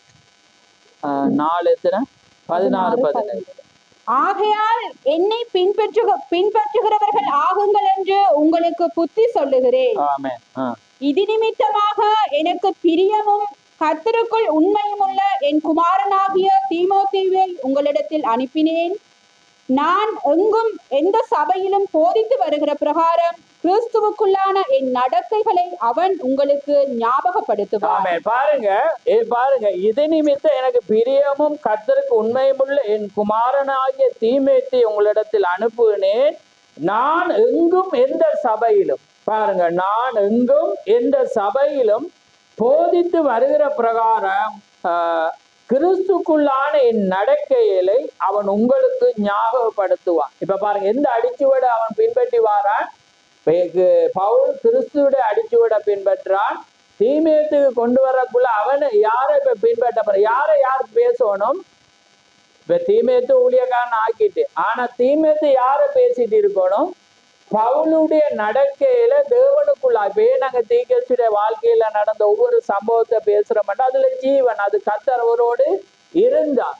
ஆமென். அப்ப அந்த காரியத்துல வந்து அங்கே நடக்கிற, நான் இப்ப முந்தநாத்து ஒரு காரியத்தை பார்த்தேன்னா, தீகர்சியும் மகனும் வந்து வானத்துல போயோண்டு இருக்கிறாங்க. பாத்தீங்கன்னா ஒரு 4-5 பிடியங்கள் வந்து பாத்தீங்கன்னா ஸ்பீடா வந்து வாகனத்தை பிரேக் அடிக்கக்குள்ள அது புரண்டு அப்படியே போய் நெருங்கி. அப்ப போயிட்டா ஒருவன்ட கை எல்லாமே என்ன செஞ்சுட்டு நெருங்கி. அப்ப ஒருவன் போய் களத்தை வெளிக்கிடுறாங்க. அதாவது இந்த காரை துவக்கம் அவன் அழுகுறான், வேணாம் இதண்டிங்க சதை எல்லாமே பிய்யுது. அப்ப இவர் பக்கத்துல போய் பார்க்கிறேன், ஒரு உதவிக்கு எடுக்க. அவன் சொல்றான் கையை கும்பிட்டு, இல்ல எனக்கு ஒன்றுமே செய்யவேனா, அவ்வளோ வலியா இருக்கு. அப்ப இவர் வந்து சிம்பிளான ஜெபத்தை செய்கிறேன், ஆண்டவரே இந்த மகனுக்கு உதவி செய்ய வேண்டக்குள்ள இப்படி பிறண்டிருந்த கார் இப்படியே மாறி. அவன் பாத்தீங்கன்னா வெளியே சிம்பிளாவா. இப்ப பாருங்க, தேவன் தீர்க்கதரிசியுடைய ஊழியத்துல நடந்த தேவன் அவரோடு பரிபூரணமாக இருந்தார். இன்றைக்கு ஏன் நாங்க அந்த பரிபூர்ணமாக அவருடைய நடக்கையில அவருடைய வாழ்க்கையில போதனைகளை, இப்ப பவுல் சொல்றது, என்னுடைய கட்டளைகள் என்னுடைய போதனைகளை நீ என்ன செய்யணும், பின்பற்றி என் நடக்கையை நான் எங்கும் போதித்து வருகிறேன். எந்த சபையிலும் பவுல் வேறு விதமாக போதிக்கல. அவன் கிறிஸ்துவெல்லாம் பேசு. அவன் சொல்றான், நான் யாரை நான் போதிப்பேன், நான் உங்களையா அல்லது கிறிஸ்துவையா, நான் மனிதனையா, யாரை நான் பிரியப்படுத்தவன், நான் கிறிஸ்துவே பிரியப்படுத்த, சிலுவையில் அறையப்பட்ட இயேசுவே நான் உங்களுக்கு பிரசங்கிக்கும். அப்ப பாருங்க, அந்த ஒரு மனிதனுடைய வாழ்க்கை அது இயேசு கிறிஸ்துவை பற்றியதா இருக்கும். அவரை மாத்திரம்தான் அவன் என்ன செய்யணும், காண்பிக்கணும். அவனுடைய வாழ்க்கையும் எப்படியா இருக்கணும் அவரை. அப்பதான் நாங்க சொல்லலாம், நீங்க என்ன பின்பற்று உங்களோட வாழ்க்கையில உங்களோட குடும்பத்துல உங்களுக்கு சொல்லணும், எங்களை என்ன பின்பற்றுங்க, தகப்பனோ தாயோ என்ன பின்பற்றுங்க, நான் எப்படி நடந்தேன் என்று சொல்லலுமான்னு. அதான் ஒரு நடக்கு, அதான் ஒரு முன்மாதிரி. அதான் தீர்க்க சொல்லி அந்த முன்மாதிரி இன்னைக்கு குடும்பங்கள்ல அது இருக்கு. பாருங்க, நான் செய்தி நான் பொயிண்டிக்கே வரையில இங்கேயோ போயிட்டோம், ஆனா ஆசீர்வாதமா இருக்கு. ஆமே, ரைட். இப்ப பாருங்க, நான் ஒரு காரியத்தை வாசிக்கிறேன். ஏன்னா பாருங்க தீர்க்கதரிசி என்ன சொல்றாரு. ரைட், பாருங்க செய்தி வந்து என்னை பின்பற்றி வாண்டு 63ஆம் ஆண்டு 6ஆம் மாசம். பாருங்க, நீங்கள் யாரோ ஒருவரை பின்பற்ற போகிறீர்கள், இப்பொழுது நீங்கள் அப்படியே உங்களால் அதை நினைவு கூற முடியும். நீங்கள் யாரோ ஒருவரை பின்பற்ற போகிறீர்கள், நீங்கள் அந்த நபரை பின்பற்றும் விதத்தில் நீங்கள் பின்பற்றுகிற அந்த நபர் யார் என்பதை குறித்து நிச்சயமுடையவளாயிருங்க. புரியுங்க, விளங்குதா? ஏனென்றா நீங்க யாராவது ஒருவரை பின்பற்றாம போயிடலாம், ஆனா போற நபரை நீங்க நிச்சயமுடையவளா இருக்கும். புரியுதா உங்களுக்கு? அப்ப என்ன செய்யணும், நீங்க சரியானதுதான் தெரிவு செய்யும். அதான் திக சொல்லு, நீங்க சபையை ஏன் சரியா தெரியணும், ஊழியக்காரனை சரியா தெரிவு செய்யணும், ஏன் கணவனை மனைவியை சரியா தெரியணும், உங்களோட வீடை சரியாக தெரிவு செய்யணும்ன்றா அதுதான் முடிவு. நீங்க மாத்தேலாம். இப்ப சிலது எல்லாம் வந்து வாழ்க்கையில என்ன செய்யலாது, மாத்தேலாம். ஏனென்றா அது ஒரு முடிவு தான், ஒரு காரியமா இருக்கு. அப்ப அதே போல பாருங்க, நீங்கள் பின்பற்றுகிற அந்த நபர் யார் என்பதை குறித்து நிச்சயமுடையவளாயிருங்க. அதே போல நாங்க பின்பற்ற நபரை குறித்து என்ன இருக்கணும், ஒரு நிச்சயம் இருக்கணும். செய்தி அப்படி இருக்கு இப்படி இருக்கு எனக்கு புரியல, அப்படியே ஏலாம் நீங்க அப்படி என்ன நீங்க பின்பற்ற இத ஒரு ஊழியக்காரர் என்ன செய்யணும், நிச்சயமுடையவராயிருந்து போதனை வந்து யாருடையதா இருக்கணும், எல்லாமே இங்கே இருக்கும்.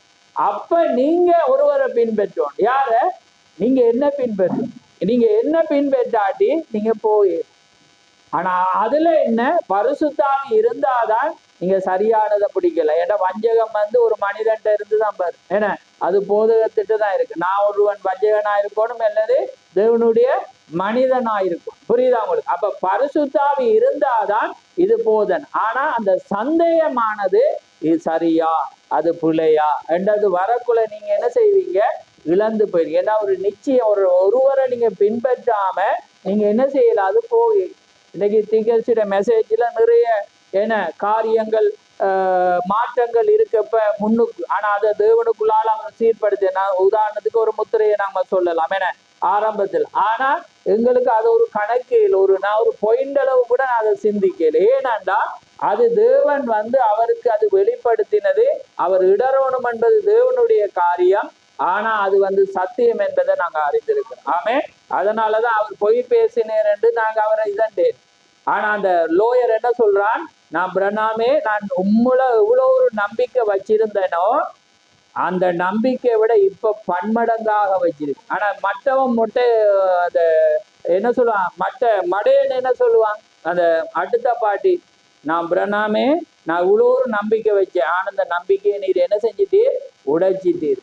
புரியுதாங்க? அப்படிதான் ஒரு சாரா சொல்ல. ஆனா ஒருவன் என்ன சொல்ல, அவன் என்ன சொல்றான், என்ன இவர் அந்த காரியமானது எப்படி இருந்துச்சு, உணர்வு பூர்வமா இருந்துச்சு. அப்ப அது யார் மூலம் வந்துட்டு சொல்லுங்க. இப்ப யாரோ ஒருவருக்கு வழிகாட்டி தான் அவர் அந்த தவறை உணர்வு. யாரு வைஃப் தான் சொல்ற, பிரணாமே நீர் இப்படி ஒரு ஊழியக்காரன் நீர் இப்படி செய்யக்கூடாது, நீர் எப்படி மாறிட்டீரன்னு கேட்கக்குள்ளதான் அவதான் அவருக்கு சொல்லக்கூடாது. அவர் தேவன் ஓடி போய் ஜெபிச்சுட்டு உடனே அவரை சாந்தி பாருங்க. ஒரு ஆள் வேணும், புரியுதா? அதுக்காக மனைவி சொன்னா புள்ள செஞ்சாண்டில தவறுதான், யார் செஞ்சாலும் தவறுதான். இப்ப நாங்க ஸ்டோரி எங்கேயோ தேவன் தட்டிட்டு போறேன் பாருங்க. ஏன்னாண்டா யாரோ ஒருவர் எங்களுக்கு தூக்கி விட இருக்கும். ஆமே. அப்ப பாருங்க, அந்த மனைவி உண்மையா இருக்கும். அப்ப அவ அவர் அழுப்புதான், அவர் சொன்னதுல ஜதார்த்தம் நீதி இருக்குன்னு சொல்லவே இல்லை. பொய்யண்டா அது என்ன பொய் தான், நீங்க எப்படி செய்யக்கூடாது. ஏன்னா அங்க இருந்துதான் ஜீவன் வரப்போ. அப்ப பாருங்க, அந்த பலிபீடத்துல இருந்து அதனாலதான் அவர் சொல்ல, நீ ஒரு ஜெபிக்க போயிட்டு என்ன சொல்ற தேவன், நீ ஒரு மாய்மாலக்கா. அப்ப அவர் அங்க சொன்ன போல விளங்கிட்டார். ஆனா அந்த டைம் என்ன செய்யுது, அதை செஞ்சுட்டு செய்வோம் என்று, அதான் அந்த வித்தியாசம். அப்ப உடனே அவர் சொல்ற, நீ அதை செஞ்சுட்டு ஜெபிய. அப்ப ஜெபிக்க வந்தவளை நிப்பாட்டிட்டு அங்க போய் என்ன செய்யுது, மன்னிப்பை கேட்டுட்டு வந்துதான் ஜெபிக்கக்குள்ள அவள் சொஸ்தமா. புரியுதா பாருங்க, எவ்வளோ ஒரு தேவன். அதான் நீங்க தேவன் என்ன வசனம், பூரண சற்குணரா இருக்கிறது போல நீங்கள் தேவன் பரிபூரணா இருக்க போல நீங்களும் பரிபூரணா. ஏன்னா நீங்க யார் உங்களுக்குள்ள வர போறது, பரிபூரணர் வர போறது. இயேசு கிறிஸ்து பரிபூரணா இருந்தபடினாலதான் பிதா உள்ள வந்து, அதாவது பரிசுத்த ஆவியானவர் என்ன செஞ்சு வந்து, அதே போலதான் நீங்க பரிபூரணரா இருந்தாதான் தேவன் உங்களுக்குள்ள வரும். அப்ப உங்கள ஒரு குற்றமும் என்ன செய்யலாது, காணலாம். நீங்க பெர்ஃபெக்ட் பரிபூரணமா இருக்கு. அதனாலதான் நான் சொல்றேன்னா, பரிசுத்தாவிய சரியா புரியணும். என்னன்னா அது ஒரு வளர்ச்சி அடைஞ்சு வர்ற ஒரு மரத்துக்கு நிறத்துக்கு அடையாளம். ஆனா நீங்க பரிபூர்ணமா தேவன் உங்களை அமரக்குள்ள நீங்க என்னவா மாறுறீங்க, சீல் முத்திரையா மாறுறீங்க. முத்திரையா மாறுறோம். நீங்க யாரா மாறிடுவீங்க, நீங்க நில்லண்டா அது என்ன செய்யும், நிற்கும். ஏன்னா வாண்டா அது என்ன செய்யும், வா. மழையே நில்லண்டா அது என்ன செய்யும், நிற்கும். ஏன்னா யார் வந்துட்டது, தேவன் வந்து. ஆனா இப்ப நாங்க என்ன செஞ்சிருக்கிறோம், முன்னேறி போயிட்டு இருக்கோம், வளர்ந்துட்டு இருக்கிறோம். புரியுதா உங்களுக்கு? அதான் அந்த பரிசுத்தாவி. நாங்க கடைசி நாள்ல பரிசுத்தாவி முழுவதுமா இருக்கக்குள்ளதான் நாங்க என்ன செய்வோம், இந்த பூமியில பல அற்புதங்களோட வஸ்திரத்தை தொடுறவனும் என்ன செய்வான், அப்படியே விழுந்து போவான். எங்களை மறிச்சவங்களை எங்கட கண்கள், அன்னைக்கு எலிசா கேயாசிட கண்களை திறந்தது போல நாங்க வானத்தின் மண்டலத்தில் கொள்ளாத ஆவியில காணுவோம். ஆமே. தூதர்களை காணும். கேயாசிட கண் திறந்தோன்னு பாக்குறேன். பார்த்தா ஒரு ஆள் முதல் பார்க்கக்குள்ள பாத்தீங்க ஒன்றும் இல்லை. எலிசா அதை பார்த்தபடியிலால பயம் இல்லாம இருந்தான். ஆனா கேஎஸ்சி பயப்படுறான். அப்ப ஆண்டவரே இவன் கண்ணை திறக்கு மண்டபக்குள்ள என்ன நடக்குது, ஆயிரம் என ரதங்களோடு குதிரை வீரர்களோட தூதர்கள் ஃபைட்டுக்கு நிக்கிறான். அப்பதான் அவனை கண். அப்ப அதே போலதான் நாங்க இந்த கடைசி நாட்கள்ல மனவாட்டிக்குள்ளாக பரிசுத்தாவி கண்கள் திறக்கப்படுற வழியில நாங்க எல்லாரையும் காணுவோம். மறிச்சவங்க என்ன செய்வோம், கத்தருக்குள்ளால எழுப்பின பரிசுத்தவான். ஆனா உலகம் காணாது, என்ன செய்யும், நாங்க ஆனா சில சந்தர்ப்பத்தில் அவங்க என்ன செய்வாங்க, காட்சிக்கு வரக்குள்ள இவங்க சொல்லுவாங்க அவங்களா இருக்கு. ஏன்னா வேதத்துல இருக்கேன, சாரால ஆபிரகாம கண்டோன்னு ஆக்கள் கேட்கிறான். கேட்கக்குள்ள என்ன நடக்குது, அந்த காரியத்துல அவங்க திடீரென்று மறைஞ்சு போறாங்க. இயேசுவும் என்ன செய்யுது, மறைஞ்சுப்போ. ஆனா நாங்க மட்டும்தான் என்ன செய்வோம், வெளிப்படையாக காண்போம். எங்கட கண்கள் என்னென்ன இருக்கு, தூதர்களை காண்போம், பரலோகத்தின் ஒவ்வொரு காட்சியை நாங்க என்ன செய்வோம், காண்போம். ரைட். அந்த நபர் யார் என்பதை குறித்து நிச்சயமுடையவர்களாயிருங்கள். புரிகிறதா? நாம் பவுல் ஒரு சமயம், நான் கிறிஸ்துவை பின்பற்றுகிறது போல நீங்களும் என்னை பின்பற்றுவர்களாயிருங்கள் என்று கூறினான். வார்த்தைகளில் கூறினான், நான் கிறிஸ்துவை பின்பற்றுகிறது போல நீங்களும் என்னை பின்பற்றுங்கள். ரைட். அடுத்தது பாருங்க, அடுத்தது உரைக்கப்பட்ட வார்த்தையை மூலவத்து என்று நினைக்கிறேன். பாருங்க. இல்ல சபை ஒழுங்குல 63ஆம் ஆண்டு சபை ஒழுங்குல நான் 63 இல்லாட்டி 65 நான் இதை மட்டும் தான் டைப் பண்ண ரைட். அப்ப பாருங்க, இப்பொழுது நான் அதிகாரத்தை கைப்பற்றவோ அவ்விதம் ஏதாவது ஒன்றை செய்யவோ நினைக்கவில்லை. ஏன்னா இது எல்லாமே ஒன்றுக்குள்ளாக வரக்குள்ள ஆக்கள் நினைப்பாங்க என்ன இவர் ஹிட்லர் மாதிரி அல்லது என்ன இடியாமின் மாதிரி அல்லது முசோலியன் மாதிரி என்ன அல்லது ஏதாவது கடாபி மாதிரி அல்லது அப்படிதான் ஆக்கள் நினைக்கிறது. இது சுயாதீனம். ஆனா பாருங்க, அதான் அதிக சொல்ற, இப்பொழுது நான் அதிகாரத்தை கைப்பற்றவோ அவ்விதம் ஏதாவது ஒன்றை செய்யவோ நினைக்கவில்லை. ஆனால் பாருங்கள், 2 தலைவர்களுடைய மனிதனுக்கு எந்த பக்கம் போவதென்று தெரியாது. அப்ப 2 தலைவர்கள் இருந்தா மனிதனுக்கு என்ன செய்யலாது? போயலாது. அப்ப என்ன செய்ய ஒரு காரியத்தை, ஏன்னா பரிசுத்த ஆவியான ஒருவர் தேவன் ஒருவராயிருக்க தெரியும். தேவன் தமது சபைக்கு 2 தலைவர்களை இக்காலத்திலும் என்ன செய்யலையாம்? வைக்கல. சபை ஒழுங்கென்ற செய்தியில சொல்லு, தேவன் எந்த காலத்திலும் அவர் என்ன செய்யலையா? 2 தலைவர்களை அவர் என்ன செய்யல? தேவன் எந்த காலத்திலும் அவர் என்ன செய்யல? வைக்கவில்லை. அவர் அவ்விதம் செய்ததே இல்லை. ஒரு தலைவன் தான் நாம் வேதாகமத்தை ஆராய்ந்த போது கண்டது போல ஒவ்வொரு சந்ததியிலும் அவர் ஒரு நபருடன் மாத்திரமே ஈடுபட்டு வந்துள்ளார். ஏனெனில் 2 மனிதர் இருந்தால் 2 கருத்துக்கள் இருக்கு. ஏன்னா 2 மனிதர் இருந்தா என்ன செய்யுமா? 2 கருத்துக்கள் இருக்கு. அது முடிவான முற்றிலுமான ஒன்றுக்கு வர வேண்டும். என்னுடைய முற்றிலுமானது வார்த்தை. அப்ப திகர் சொல்ற, என்னுடைய முற்றிலுமானது என்னையே வார்த்தை. வேதமோ இந்த சபையின் போதர் என்னும் முறையில் எனக்கு முற்றிலுமான வார்த்தையை நான் விரும்புவது, சவரராகிய நீங்கள் என்னை முற்றிலுமானவராக கருதுகிறீர்கள் என்பதை நான் அறிவேன். அப்ப சபையார் என்ன செய்யறாங்க? அவரை ஒரு முற்றிலுமானவராக அந்த சபை போதரை என்ன செய்யறாங்க? கருதுறாங்க. அதே போல தீர்க்கதரிசி அவங்க என்ன செய்யறாங்க? கருதுறாங்க. அதே நேரத்துல நெவிலும் இருக்கிற நெவிலுக்கு தான் அவர் அதை சொல்லிவாரு பாருங்க, என்பதை நான் அறிவேன். நான் தேவனை பின்பற்றும் வரைக்கும் பவுல் வேதத்தில் கூறியது போல, நான் வேதத்தை பின்பற்றும் வரைக்கிலும் பவுல் கூறியது போல இந்த வசனத்துக்கு வாரு, நான் கிறிஸ்துவை பின்பற்றுகிறது போல நீங்களும் என்னை பின்பற்றுங்க. அப்ப பாருங்க, பவுல் என்ன செய்யறான்? புரஜாதிக்கு ஆரம்ப எபேசு சபையின் முதலாவது தூதன் அல்பா ஒமேகா. அதான் பாருங்க, முதலாவதுலயும் தீர்க்கதரிசி வாரு என்ன அல்பா, ஒமேகாவிலே யார் வாரது? தீர்க்கதரிசி தான் வார். விளங்குதா? இடையில பாருங்க தீர்க்கதரிசியா வராங்க. 7 சபை காலத்துல முதலாவது தீர்க்கதரிசி பவுல். இடையில பாருங்க இர்னியஸ், கொலம்பா, மார்ட்டின் எல்லாம் பாரு சீர்திருத்தக்காரர். விளங்குதான்? ஆனா அங்க வாரது, தொங்கல்ல வாரது யாரு? அதான் அல்பா ஒமேகா. ஆதியிலையும் அதே தேவன் என்ன செய்யறேன்? பவுலுக்குள்ளாக என்ன செய்யறேன்? அதே மேக சம்பத்தை அவன் காண்றான். அதே தேவனுடைய வார்த்தையை என்ன செய்யறான்? கொண்டு வாரான். பாருங்க, முதலாம் சபையிலே மேக சம்பத்தை கண்டவன் யாரு? பவுல். யார்? இயேசு மரிச்ச பிற்பாடு அவன் அதே மேகத்தை தான் காண்றான். மேகத்துலதான் இயேசு என்ன செய்யறேன்? தள்ளி விடுது. தள்ளி விட்டக்குள்ள பவுல் காக்க. அதான் திக்க அதே மெசேஜ் என்ன பவுல் மூலம் சிங்கமாக அங்க வருது. அதுக்கு பிற்பாடு ஒமேகாவில வாரது அதே தேவன் தான் என்ன செய்யறே? தீர்க்கதரிசிக்குள்ளா அதே மேகத்துல அவர் என்ன செய்யறே? தீர்க்கதரிசியை சந்திச்சு ஒரே தேவன். ஏன்னா பவுலுக்குள்ள குழப்பம் இருந்து ஏன்னா, ஆனா தீர்க்கதரிசிக்குள்ள குழப்பம் இல்லை. ஆனா அவர் எப்படி ஞானஸ்தானத்தை அறிஞர்னு சொல்லுங்க?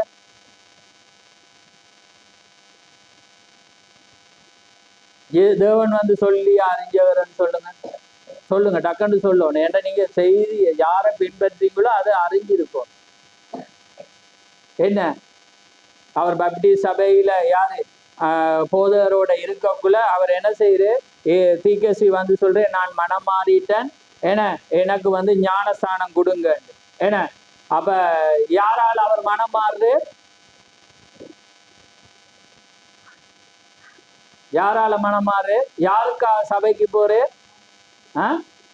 ஒரு என்ன அவர் பொதுப்பணித்துறையில வேலை செய்யக்குள்ள பாத்தீங்கன்னா, வேலை செஞ்சுட்டு இருக்கக்குள்ள ஒரு கார் ஸ்பீடா நிக்குது. நிக்கக்குள்ள பாத்தீங்கன்னா அங்க இருந்து யார் வார? ஒரு அழகான 18 மதிக்கத்தக்கதான ஒரு பெண் வர.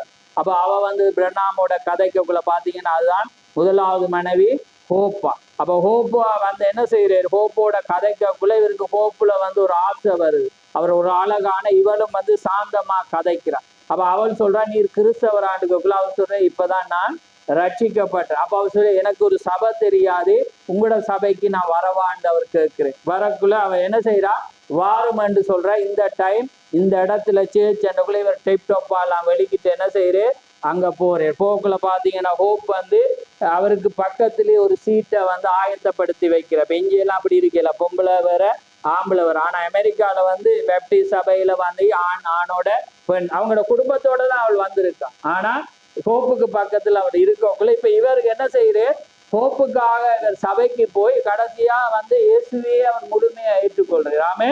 அப்பதான் அந்த அவரை பாஸ்டர் பேரை மறந்துட்டேன், யாரு, பெப்டிஸ்ட் சபையின் பாஸ்டர். அப்ப அவர் தான் அந்த டைம்ல தான் நான் உங்களுக்கு சொன்ன அந்த விச கொப்பியோட ஒரு மனிதன் வந்து சேலஞ்ச் பண்ணக்குள்ளதான் அவருக்குள்ள விசுவாசம் அதிகரிச்சு அவர் இதண்டக்குள்ள அவர் என்ன செய்யறேன்டா, அந்த ஊழியக்காரன் நான் இயேசுவை ஏற்றுக்கொண்டு மனம் திரும்பி ஞானஸ்தானம். அப்ப அவர் சொல்றேன் இந்த ஞானஸ்தானத்தை கொடுக்குள்ள அவர் சொல்ற, இல்ல இல்ல வேதம் இப்படி இருக்கிறது, அதனால எனக்கு இந்த ஞானஸ்தானம் தாங்கன்னுட்டு அந்த ஞானஸ்தானத்துல இருக்கிறேன். ஆமை. பாருங்க, அதே போலதான் நசரேன் பிரதரை குறித்து நான் இதுல சிந்திக்கிறேன். நான் என்னண்டா, இந்த செய்தி இங்க வர முதல் அவர் பைபிளை பார்த்து யாரை அழைச்சவர் இந்தியால இருந்து, அவரை பேர் என்ன பிரதர், நல்ல ஒரு பேர் அவர், டானியல் கிறிஸ்டியன், நல்ல ஒரு பேர் டேனியல். டேனியல். அப்ப அவரை என்ன செய்யறே, ஒரு பழைய ஆள் செய்தியில இருந்தவர் இப்ப வந்து யசுவாக்கு மாறிட்ட. யசுவாண்டா யூத அந்த பேர்ல வந்து அவர் தான் தேவன், யசு பேரல்ல யசுவான்ற ஒரு கொள்கைக்கு மாறிட்டு. ஆனா அவரை இந்தியாவில இருந்து வர வச்சுதான் இவர் யாருக்கு இலங்கையில வந்து யார் அவரை சந்திக்க முன்பே இயேசு கிறிஸ்து நாமத்துல ஞானஸ்தானம் எடுப்பார். ஆமே. கர்த்தர் அவர் ஆசீர்வதி. அதே போலதான் தீர்க்கதரிசியும் வந்து தேவன் வந்து வெளிப்படுத்தி அல்ல, வார்த்தையை வாசிக்கக்குள்ள தேவன் வந்து இதுதான் சரியான ஞானஸ்தானம் என்ற பிற்பாடு அந்த ஞானஸ்தானத்தை அவர் பெற்ற பிற்பாடுதான் அவர் என்ன செய்யுது, அந்த சுவிசேஷ ஊழியத்தை நெவில் அவரை பெப்டிஸ்ட் போதகர மறந்த நல்ல ஒரு பேர். அப்ப அவற்றை கொடுக்கக்குள்ளதான் பெண்களை ஊழியத்துக்கு அழைக்கக்குள்ளதான் அவர் என்ன செய்யுது, பெண்களை வந்து ஊழியத்துக்கு அழைக்கக்குள்ள அவர் தீர்க்கதரிசி சொல்றார், நான் வந்து இதுக்கு சம்மதிக்க மாட்டேன். அப்ப ஏனென்றுக்குள்ள அவர் சொல்ற, வேதத்துல வந்து பெண்கள் உபதேசம் பண்ண அதிகாரம் இல்லை. அப்ப அவர் சொல்ற, இந்த பெப்டிஸ்ட் சபையினுடைய ஒழுங்கு இது, அதை நீ செய்யாட்டி நீ கஷ்டப்பட. ஆனா அந்த பெப்டிஸ்ட் போதவர் வந்து தீர்க்கதரிசி அதிகமா நேசிக்கிறேன் என்ற இவர் விசுவாசம் உள்ளவர், வார்த்தையின்படி என்னதை பாருங்க, ஹோப்புக்காக ஒரு காரியத்துக்கு அவர் போய் அங்க எப்படி அவர் வந்து ரட்சிக்கப்படுறார். அதுக்காக நீங்க வேற ஏதாவது நினைச்சு நீங்க எல்லாம் அங்கேயும் போயிடாங்க விளங்க. அப்ப அதே மாதிரி ஒரு காரியத்துல பாருங்க, தேவன் வந்து விசுவாசமாகி அவருடைய வாழ்க்கையில தெய்வீக சுகத்தை அறியுது. அப்ப தேவன் அவரோட இடப்படல. ஆனா தூதன் எப்பயுமே என்ன, பிறந்ததுல இருந்து என்ன சொல்றேன், நீ புகையாதே, ஏன்னா நீ அங்க போவாத, பெண்களோட சுத்தி, உனக்கு வயதாகும் போது ஒரு ஊழியம் உனக்கு இருக்கு. ஆனா தேவன் அந்த வார்த்தையை வெளிப்படுத்து, இவர் வார்த்தையை வாசிக்கக்குள்ள அவருடைய மனக்கண்கள் திறங்கப்பட்டு செய்யற. அதே மாதிரிதான் பெண்களுடைய ஊழியம்.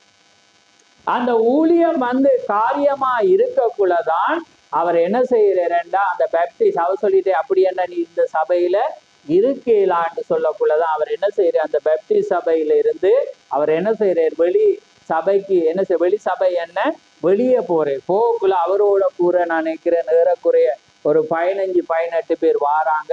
அவங்க ஒரு இடத்துல சபையை ஆரம்பிக்கிறாங்க.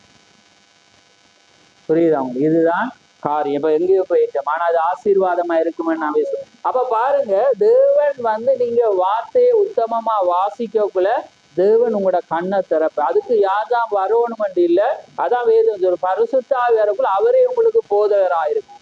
ஆனா அதை கனெக்ட் பண்ண ஒருவர் மனிதன் விளங்குது. அப்ப ஏனென்று நீங்க அந்த வார்த்தையை உணர்த்திட்டு இருப்பேன், ஒருவர் போதிக்கக்குள்ளதான் என்ன செய்யும், உங்களோட மனக்கண்கள் வந்து திறக்கப்படும். அது யாரு, தேவனுக்குள்ளால் ஆண்டவரே என்று நீங்க உணரும் போதுதான் அது. அதாண்டுக்கு லிதியால் என்ன செய்யறார், அங்க பவுல் பிரசங்கிக்கிற வேளையில லிதியாவுடைய இருதயம் என்ன செய்யப்பட்டதா, திறக்கப்பட்டது. அவள் என்ன செய்ய, அவளுடைய இருதயத்தை தேவன் திறந்தார் என்று. அதனாலதான் அவள் விசுவாசி.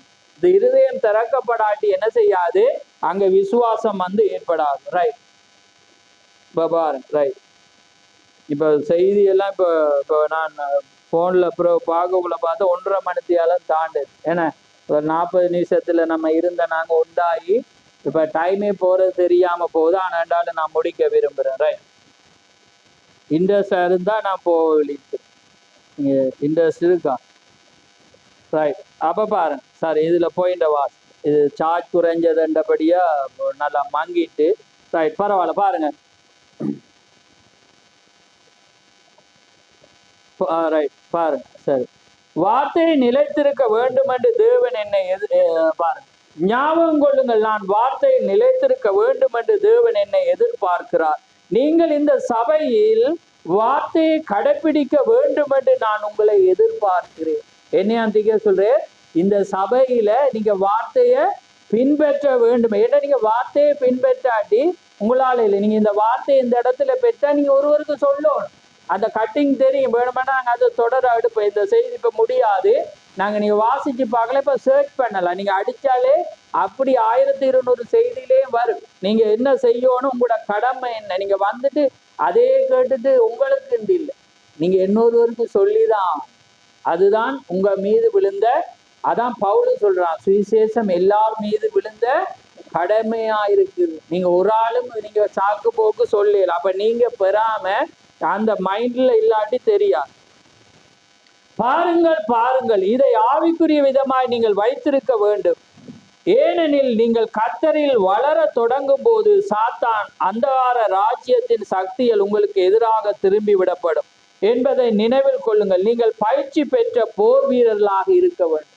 அப்ப என்ன செய்யணும், நீங்க பயிற்சி பெற்ற, இப்ப நான் ஏன் இப்ப சபைக்கு கொண்டேன்னா, நீங்க சாபனத்தோட பேஸ் பண்ணணும். என்ன இருக்கணும், நீங்க பயிற்சி பெற்ற போர் வீரரா இருந்தா, இல்லாட்டி அவன் உங்களை மடக்கி போட்டுருவான். ஏன்னா அவன் வேதத்தை அட்டுப்படியா கடிச்சு வச்சிருக்கான். அவனுக்கு எங்க இருக்கு, என்ன இருக்கு, எது இருக்கு எல்லாம் தெரியும். அவன் வேதத்தை அப்படியே வாசிச்சுட்டு போவான். ஏன்னா வாசனங்களை பார்க்காம இதுன்றான். அப்ப எங்களுக்கு வசனம் தெரியாது. ஏன்னா நீங்க மாமிசமா யுத்தம் பண்ணல. ஏன்னா எங்களுக்கு வார்த்தை தெரிஞ்சபடியா அந்த ஜெர்மனி தேசத்தை அவர் அப்படியே பலிபிடத்திலே நிப்பாட்டியாச்சு. ஏனென்றா அவருக்கு சொல்லல. அப்ப நான் சொன்னது காரியம் என்னன்னா, நீங்க வசனம் சுயம் வேணும். நீங்க இவ்வளவு நேரம் வார்த்தையை கொண்டு வார்த்தையோட பொருத்தி நீங்க இந்த ஞானஸ்தானம் வார்த்தையோட தான் நீங்க சொல்லுங்க. சரித்திரம் வரக்கூடாது. சரித்திரம் என்னட்ட சொல்லக்கூடாதுன்னா பதிவு அப்படியே கொஞ்ச நேரம் நின்று. ஏனென்றா அந்த காரியம் அதுதான். ஏன்னா வார்த்தை தான் எங்களுக்கு ஜீவன். ஆமே, அந்த வார்த்தையில தான் எங்களுக்கு பதில். அந்த வார்த்தையை கொண்டு நம்ம ஒரு காரியத்தை செய்யலாம். அப்ப அதே போல பாருங்க, நீங்க அதான் சத்தியத்தை அறியும். அப்ப நீங்க ஒருவரை பின்பற்றி தான். அதாவது நான் அடிக்கடி சொல்ற காரியம், நீங்க போற சபை சரியில்லாட்டி, அதான் சொல்ற ஜனங்களே, இந்த உபதேசத்தை உங்க சபை கை கொள்ளாதது இருந்தால் அவளை விட்டு வெளியே வாருங்கள் என்று திக்க சொல்ற. நீங்க போற சபைகள் இந்த வார்த்தைகளை, என்ன பவுல்ல தீமேத்து சொல்லக்குள்ள, நான் போதிச்ச, நான் பின்பற்றின, நான் உபதேசிச்ச அதே மாதிரிதான் நீ செய்யும். என்னுடைய கற்பனையை தான் நீ என்ன செய்யணும், நீ வழி நடத்த. நான் கிறிஸ்துவை அதே போலதான் இன்றைக்கு தேவன் தீர்க்கதரிசி அனுப்பி சபைக்கு கட்டளை. இந்த ஒழுங்குல ஒரு சபை போவாட்டி உடனே எந்த மனிதனையும் அங்க என்ன செய்யலாது, பார்க்கவே இயலாது. நாங்க வாழ்க்கையில இத்தனை வருஷமா சபையில இருந்த நாங்க ஒன்றுமே பார்க்க, உடனே படுக்கை எடுத்தாச்சு, உடனே வெளியே. என்ற தீர்மானம் உடனே மனவாட்டி எடுத்தே ஆகும். ஏன்னா இந்த பூமியில நிலையானது எதுவுமே இல்லை, எங்களுக்கு எதுவுமே இல்லை. அதாலதான் நான் சில சகோதரர்கள் சொல்லுவாங்க, இது தரிசனத்தோடு சபை கட்டப்பட்டது காரியம். அப்ப நான் 2 உதாரணம் கேள்வி கேட்டேன்னா, ரைட். அப்ப தரிசனத்தோட எருசலேம் தேவாலயம் கட்டப்பட்டு இன்னைக்கு அது எப்படி இருக்கு? கர்த்தரே இறங்கி கர்த்தரே அந்த எந்த தேசத்துல இருந்து பார்த்தால், அதுக்கு பிறகு பாம்பும் ஓனாயும் என நிறையும் கொஞ்ச நாள் இருந்துச்சு. அதுக்கு பிறகு ஏறக்குறைய என இயேசு கிறிஸ்து கிட்ட வருகிறதுக்கு முன்பாக யார் காட்டுற, யாரு முதல் யார் கட்டின, யார் கட்டின? சாலமோன். 2வது கட்டினது செருபாபேல். ஏன்னா செருபாபேல் கட்டினதுலதான் யார் வந்தது? இயேசு கிறிஸ்து. ஆனா வேதத்துல பார்ப்போம் சாலமோன் கட்ட. அதான் நான் அடிக்கடி சொல்றேன், நான் நீங்க வெளிப்பாடோடு தான் வேதம் வாசிக்கணும். அங்க சொல்லி இருக்கட்டு விசுவாசிச்சுட்டு இருந்தா நீங்க இதையும் விசுவாசிக்கணும். யூதாஸ் நாண்டு கொண்டு செத்தான், அப்ப நானும் நாண்டு கொண்டு சாக போறேன்னு விசுவாசிக்கணும். விளங்கு, அது எல்லாமே வெளிப்பாடு. ஏன்னா வார்த்தையை தான் நான் பின்பற்றுவேன், அதை பின்பற்றிறாங்க. எல்லாத்துக்கும் வெளிப்பாடு இருக்கு. விளங்குதா உங்களுக்கு? ரைட். இப்ப பாருங்க, நல்லா மங்கிட்டு பாருங்க, நீங்கள் என்னை முற்றிலுமாக அங்கே பின்பற்ற வேண்டும். பாருங்க, பயிற்சி பெற்ற போர் வீரர்களாக இருக்க வேண்டும், புதிதாக சேர்ந்தவர்களாய் அல்ல. இப்ப இன்றைக்கு நிறைய பாத்தீங்கன்னா புதுசா சேர்ந்தவங்க மாதிரிதான் இருங்க. யுத்தத்தை இப்படியா பிடிக்கிறது, இப்படியா பிடிக்கிற மாதிரி. பட்டயம் என்றா என்ன? தேவனுடைய வார்த்தை. அப்ப அதனால பிறர் அங்க இருக்கா இங்க இருக்கா, அதான் இப்ப இந்த எருசலேம் பேசிக்கே தெரியும் உங்களுக்கு. ஆனா உங்களுக்கு என்ன, அந்த எங்கேயோ இருக்கிறீங்க கிரகத்துல, அதால உங்களுக்கு என்ன செய்யல, அதால நீங்க தெளிவுள்ளவளா இருக்கணும். சரியா பொயின் பண்ணாதான் நீங்க என்ன செய்யலாம், நீங்க வெல்லலாம். நீங்கள் பயிற்சி பெற்றிருக்கிறீர்கள். சாத்தான் உங்கள் நடுவில் வந்து கூடுமானால் ஒருவருக்கு ஒரு சர்ச்சையை உண்டாக்கி முனைவான், அவனை உடனே விரட்டுங்கள். நீங்கள் சௌரரை விரட்டு, அவனை சத்துரு. உலகம் இருளடைந்து சபை ராட்சியம் முழுவதும் உலக சபைகளின் ஆலோசனை சங்கத்துக்குள்ளாக சென்று கொண்டிருக்கும். இந்த சாயங்கால வெளிச்ச நேரத்தில் நாம் ஒரு முன்மாதிரியாக இருக்கவே இங்கு இல்லை. என்னையா, நாங்க எப்படி இருக்க, முன்மாதிரியாக இருக்கதான் நாங்க இங்கு உள்ளோம். வெகு விரைவில் அவர்கள் இந்த கதவின் மேல் பூட்டப்படும் என்று எழுதப்பட்டுள்ளது. அட்டையை தொங்க விடுவார்கள், அப்பொழுது நாம் வேறு இடங்களில் கூட வேண்டியதா இருக்கும். இப்ப கடைசி நாள் என்ன செய்வான், சபையை என்ன செய்வாங்க, மூடுவான். அப்ப நாங்க எங்க ஒன்று கூட வேண்டியிருக்கோம், வேறொரு இடத்துலதான் நாங்க என்ன செய்ய வேண்டும், ஒன்று கூட வேண்டும் என்று தீக்கல் சொல்றேன். ரைட். அப்ப அதனாலதான் இன்றைக்கு நான் என்னத்த சொன்னேன், இன்றைக்கு சத்தியம் எங்கேயோ அங்க நீங்க என்ன செய்யணும், பிரயாணம் பண்ண வேண்டும். ஏன்னா தேவன் ஒரு காரியத்துல வார்த்தை மாறக்குள்ள தேவன் மாறிடுது. ஏன்னா மாறுவேரா இல்லையா, அவர் அந்த இடத்தை விட்டு எங்கே இருந்துடுவே, அவருக்கு உண்மையாக ஒருவன் செய்கிறவனோட அவர் என்ன செஞ்சிடுவே, கடந்து போனோன்னா அங்கதான் என்ன நடக்கும், தேவன் போவே. தேவன் போகாத இடத்துல நீங்க என்ன செய்யலாது, போகலாம். ஏன்னா தேவன், அதனாலதான் நான் இதை வாசிக்கல, நாங்க நல்லா இருட்டாயிட்டு, அதனால எனக்கு விளங்குதில்லை போன்ல. ரைட். இதை சொல்லி நான் செய்தியை முடிக்கிறேன். நீங்க கவனமா திரும்பவும் பார்க்கணும்ன்றதுக்காக. ஏன்னா சபையானது எப்படி ஒரு காரியத்தை பின்பற்றதுக்காக ஒரு வேதத்துல இருந்து ஒரு உதாரணம் சொல்ல பாருங்க. ஆபிரகாம் வந்து யாரு, ஒரு தேவனுடைய ஒரு தீர்க்கதரிசி, உண்மையானவன். அவன் மூலம்தான் யூத சந்ததி உருவாக்கப்பட்டு வெளியே வந்த. ரைட். இப்ப பாருங்க, ஆபிரகாமுக்கு வந்து பிள்ளைகள் இருந்துச்சு. எப்படி எல்லாம் பிள்ளைகள் இருந்துச்சு, எப்படி இருந்துச்சு, சாராளுக்கு, கேத்துராளுக்கு, ஆகாருக்கு. இப்ப நிறைய பிள்ளைகள் இருந்துச்சு. சரி, இப்ப பாருங்க யாருடைய பிள்ளை வாக்குத்தத்தமா இருந்துச்சு, சாராளுடைய. இப்ப நான் கேட்கிறேன் என்னன்னா, ஆபிரகாமுடைய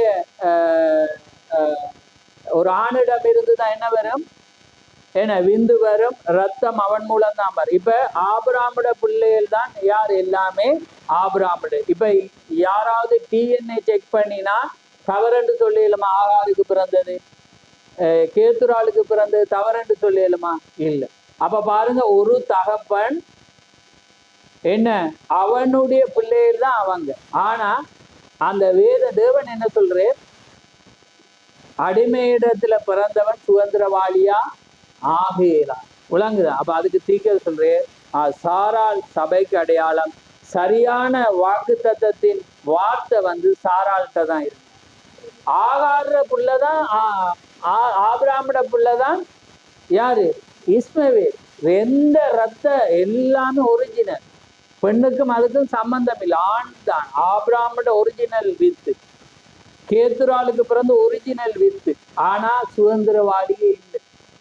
புரியுதா? சீக்கிரம் சொல்ல. அதே போலதான் தேவனுடைய சபையில தேவனுடைய வார்த்தையை போதிக்கிற இடத்துல மட்டும்தான் சுதந்திரவாளி வரலாம். அப்ப அதுதான் தீர்க்கத்திலே, ஸ்தாபனத்திலிருந்து எந்த சுதந்திரவாளியும் வரையலாம். அவன் தேவனுடைய வித்தா இருக்கலாம், தேவனுடைய ரத்தமா இருக்கலாம், தேவனுடைய ரத்தத்தினாலே பரிசுத்தமாக்கப்பட்டவனா இருக்கலாம். ஆனா சுதந்திரவாளி ஸ்தாபனத்திலிருந்து வரை. புரியுதா? இவ்வளவு ஆழமென்று பாக்குறீங்க பாருங்க. வேத ஸ்டோரி சும்மா அழுது. ஆனா அதான் சொன்னேன், நான் வேதத்தை பார்த்தீங்கன்னா நீங்க இன்னொருவரோட சிம்பிளா பேச. ஏனென்றா நாங்க அவங்கள்ட்ட மடக்கல். அவங்க சொல்றாங்க, தேவன் எங்கும் எப்படியும் எங்க இருந்து வருவான், நீ சுதந்திரவாளியா வரணும்ன்ற வார்த்தைக்கு வரும். உண்ட தாயை கண்டுபிடிச்சு ஒரே தேவனுக்குள்ளால வரும். ஸ்தாபன சபையில் 3 கடவுள் வரவே இல்லாது வாக்குத்தத்தம். அவங்க அதே நேரம் இந்த செய்தியிலேயே ஸ்தாபனங்கள் இருக்கு. அப்படி என்றா என்ன, மனித கற்பனை. ஸ்தாபனம் என்றா மனிதனால் ஆளப்படுகிறது. மனித வார்த்தை, மனித ஞானம், மனித போதனை, தீர்க்கதரிசியுடைய மெசேஜ்ல அதாவது ஒழுங்குல அது இல்லாட்டி அது ஒரு ஸ்தாபனம். ஒரு வார்த்தை தவறினாலும் அது ஸ்தாபனம். அதான் தீர்க்கதரிசியிலே இந்த செயினை சொல்றேன். செயின் என்ன, ஒவ்வொன்றுக்கும் ஒவ்வொரு வட்டத்துக்கும் ஒரு ஜாயிண்ட் இருக்குமா, ஓமா இல்லையா? செயின் எவ்வளவு பலமா இருந்தாலும் ஒரு இடைவெளியில ஜாயின் பிள்ளைனா செயின் அறுந்துடும். அதே போல தீர்க்கதரிசியிலே வார்த்தை 99 இருந்து ஒரு இடத்துல டேமேஜ் இருந்தா செயின் அறுந்து உங்களுக்கும் தேவனுக்குள்ள தொடர்பு துண்டிக்கப்பட்டு. புரியுது? எவ்வளவு ஆழமன்றதை யோசிங்க. அப்ப அதனால அருமையான சகோதரரு, உங்களுக்கு வார்த்தை இருந்தாதான் என்னொரு சபை அங்கத்தினவனோட பேசலாம், செய்தி பேசப்படுது, காரியம் இருக்கு. அப்படி என்றாலும் இங்க இருந்து சுதந்திரவாளி என்றா அது முடியவே முடியாது. வேத வார்த்தை சொல்லும்.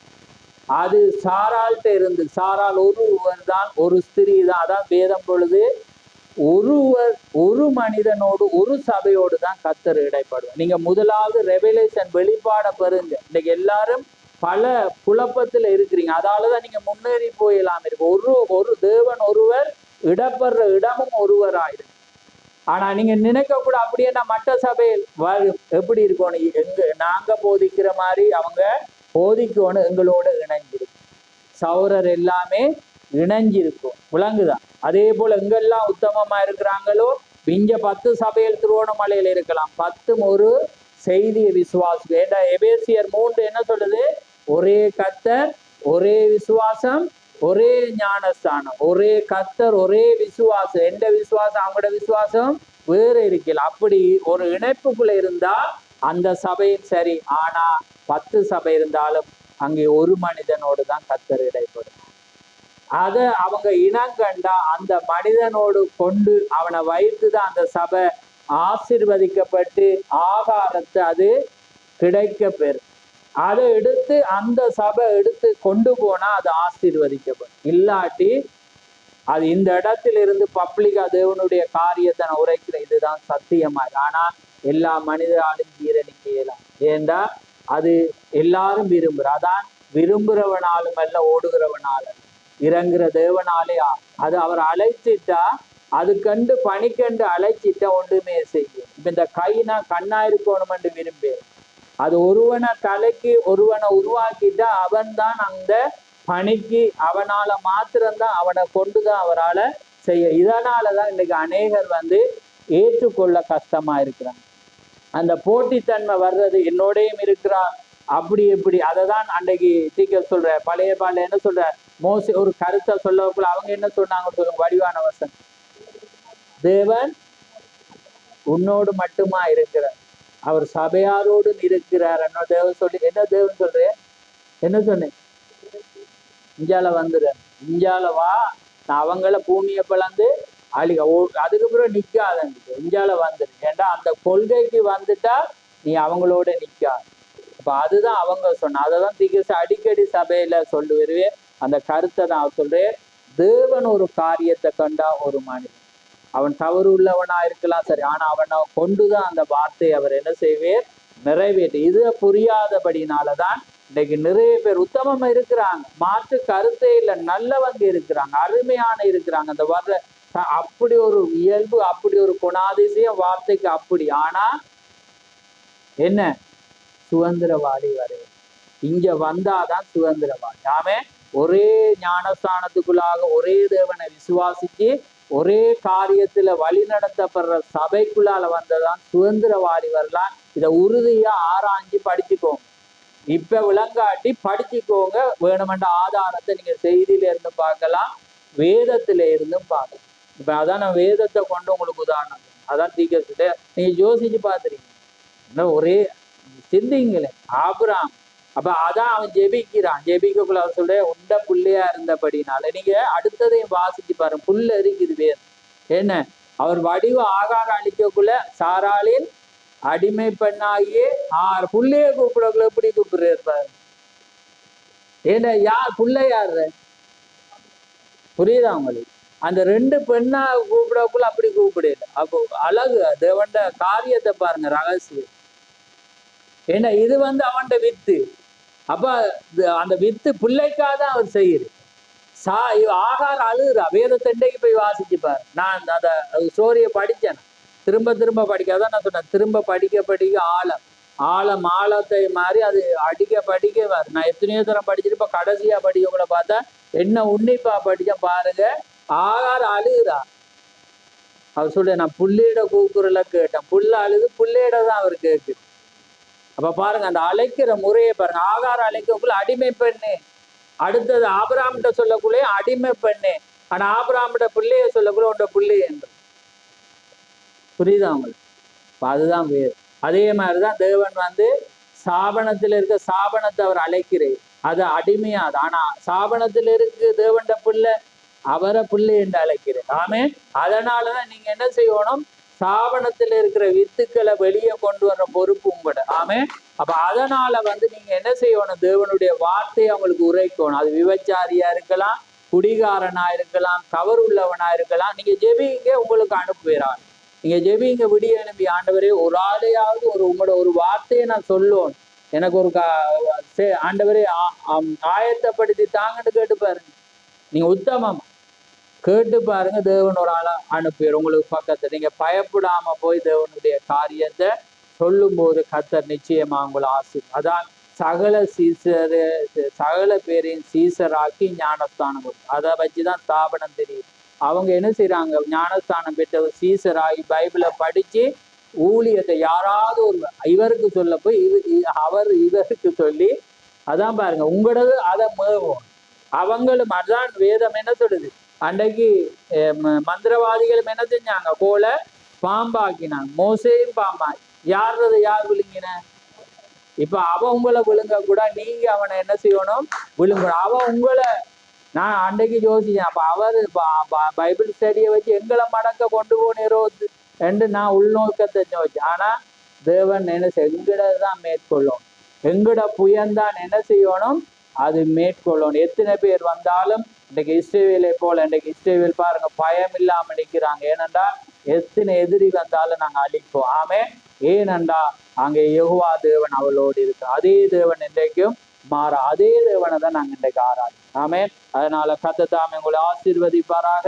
அதனால இந்த உபதேசத்தின் ஆழத்தை பாருங்க, சொல்லப்பட்ட வார்த்தையை மீண்டும் வாசிங்க, பரிசுத்த ஆவியை கொண்டு உன்னிப்பா பாருங்க, அப்பதான் அதுக்கு உங்களுக்கு புரியும். ஆமே. அவனை பாருங்க, தீமையத்துக்கு எப்படி ஒரு டீச்சர் கொடுக்குறான், அதே போல தேவன் ஆசாரியர் ஊழியக்காரர் அவங்களை அழைச்சபடினால நீங்களும் ஒரு காரியத்தை பின்பற்ற வேண்டும் என்று தேவன் விரும்புகிறார். அப்பொழுதுதான் உங்களால் ஆசீர்வதிக்கப்பட முடியும். ஆமே. நாங்கள் யாவரும் எழுந்திருந்து தலைகளை நாங்கள் தாழ்த்தி, நன்றி ஆண்டவரே, நன்றி கதாவே, ஸ்தோத்திரம் ஸ்தோத்திரம் ஆண்டவரே, சர்வல்லவரே, கொடான கொடி ஸ்தோத்திரம் ஆண்டவரே, அப்பா பிதாவே, கொடான கொடி ஸ்தோத்திரம் ஆண்டவரே, ஜீவனுள்ளவரே, கொடான கொடி ஸ்தோத்திரம், நேற்று என்று மாறாதவரே, ஸ்தோத்திரம் ஸ்தோத்திரம் ஸ்தோத்திரம். மகா பேசமுள்ள பிதாவே, இந்த மகத்துவமான இந்த நேரத்துக்காக உமக்கு ஸ்தோத்திரம். ஆம் கர்த்தாவே, இந்த மகத்துவமான நேரத்திலே ஆண்டவரே தகப்பனே, உம்முடைய ஆழமான ஒரு வார்த்தையை நாங்கள் தியானிக்க ஆண்டவரே நீர் ஏற்படுத்தின இந்த தருணத்துக்காக உமக்கு ஸ்தோத்திரம். ஆம் கர்த்தாவே, சத்தியத்தை அறிவீர்கள், சத்தியம் உங்களை விடுதலை ஆக்கும் என்ற வண்ணமாக இன்றைய நாளிலே நாங்கள் ஆயத்தப்படாமல் வந்தாலும் நீர் நிறைய ஆழங்களையும் நாங்கள் நிறைய அறியாததை இந்த நேரத்திலே பேசினதை நாங்கள் பார்க்கிறோம். ஏனென்றால் ஆண்டவரே, ஜனங்களுக்கு எது தேவை என்பதை நீர் அறிந்த தேவனாயிருக்கிறீர். அதனாலே நிச்சயமாய் கர்த்தாவே, பேசப்பட்ட ஒவ்வொரு வார்த்தையும் சத்தியம் என்பதை நீர் சாட்சி கூறுகிற தேவனாயிருக்கிறீர். அதனாலே உம்மால் உலக தோற்றத்துக்கு முன்பாகவே வார்த்தையிலே ஆண்டவரே ஆதி முதலாய் என்னோடு கூட இருந்தபடினால் எனக்கு சாட்சிகளாய் இருப்பீர்கள் என்ற வண்ணமாக கர்த்தாவே, இவர்கள் ஆதி முதலாய் உம்முடைய வார்த்தையிலே இருந்திருப்பார்கள், ஆனால் இது பேசப்பட்டது சத்தியம் என்பதை அறிந்து கொள்வார்கள். அதனாலே நிச்சயமாய் கர்த்தாவே, வார்த்தையை சந்திக்கும் என்று நாங்கள் அறிந்திருக்கிறோம். அதுக்கு ஒரு வியாக்கியானம் அவசியம் இல்லை. அதே போல எழுதப்பட்ட வேதத்தின் வார்த்தைகளை நாங்கள் வாசித்து அதை இந்த 7ஆம் தூதனுடைய செய்தியை கொண்டு அதே வார்த்தையை நாங்கள் விளக்கத்தை நாங்கள் பார்த்தோம். அப்படியானால் நாங்கள் யாரையும் ஒருவரை பின்பற்ற வேண்டிய நேரத்திலே நாங்கள் வாழ்ந்து கொண்டிருக்கிறோம். ஏனென்றால் எங்களுக்கு உதவி செய்யும்படியாக இந்த பூமியிலே நீர் ஒரு மனிதர்களை வைத்த தேவனாயிருக்கிறீர். அவர்கள் எங்களுக்கு வழிகாட்ட வேண்டியவர்களாயிருக்கிறார்கள். அதனால்தான் அந்த அடிச்சுவடை பின்பற்றி வாருங்கள் என்று ஆண்டவரே அந்த பழைய ஏற்பாட்டிலே எந்த வண்ணமாய் அந்த அடிச்சுவடை பின்பற்றி வந்தார்கள். ஆபிரகாமின் தேவன், ஈசாக்கின் தேவன், யாக்கோபின் தேவன் என்று அவர்கள் உச்சரித்து வந்தார்கள். ஏனென்றால் ஆபிரகாம் யாரை விசுவாசித்தான்? அதனாலே அங்கே ஈசாக்கு ஆபிரகாமை விசுவாசித்தான். அதே வண்ணமாக யாக்கோபு ஈசாக்கை பின்பற்றி அந்த ஆசீர்வாதத்தின் வழியே வந்ததை பார்க்கிறோம். அதே போல கர்த்தாவே, இந்த நாட்களிலே நீர் ஆண்டவரே ஒரு தீர்க்கதரிசி அனுப்பினீர். அவர் உம்முடைய தீர்க்கதரிசியை பின்பற்றினார், அதாவது பவுல். அதனால் தான் வேதம் சொல்லுது, நான் பவுல் பிரசங்கித்ததையே நான் பிரசங்கித்தேன் என்று அங்கே தீர்க்கதரிசி அறிக்கை விடுகிறதை நாங்கள் பார்க்கிறோம். ஏனென்றால் பவுல் சொன்னான், நான் பிரசங்கித்ததை அல்லாமல் வேறொன்றை ஒருவன் கொண்டு வந்தால் அதுவன் வானத்தில் இருந்து வந்த ஒரு தூதனாயிருந்தாலும் அவன் சபிக்கப்பட்ட கடவன் என்று. அதனாலே அங்கே தீர்க்கதரிசி நியாய தீர்ப்பின் நாளிலே வரும்போது அநேகர் அங்கே கொண்டு வரும்போது அவர் சொல்றே, நான் பவுல் பிரசங்கித்ததையே நான் பிரசங்கிக்கிறேன்.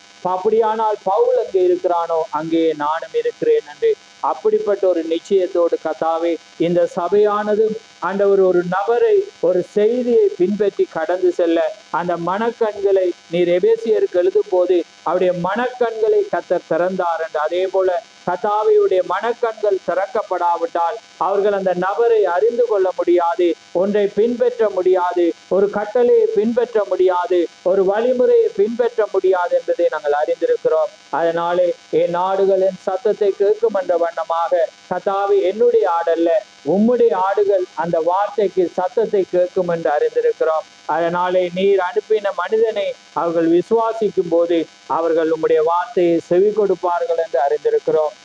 அதனாலே தகப்பனே, இந்த வேலை ஆசீர்வதியும், வந்த ஒவ்வொரு பிள்ளைகளையும் ஆசீர்வதியும், இனிமேல் கேட்க போற ஒவ்வொருவரையும் நீர் ஆசீர்வதியும். யாவையும் கரத்திலே தாழ்த்தி இயேசு கிறிஸ்து நாமத்தில் கேட்கிறோம்.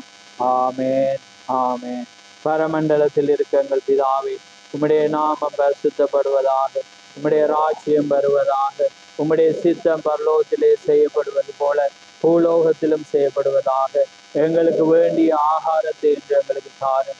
எங்கள் கடனாளிகளை நாங்கள் மன்னிக்கிறது போல எங்கள் கடன்களையும் எங்களுக்கு மன்னியும். எங்களை சோதனைக்குட்படாமல் தீமை என்று ரட்சித்துக் கொள்ளும்.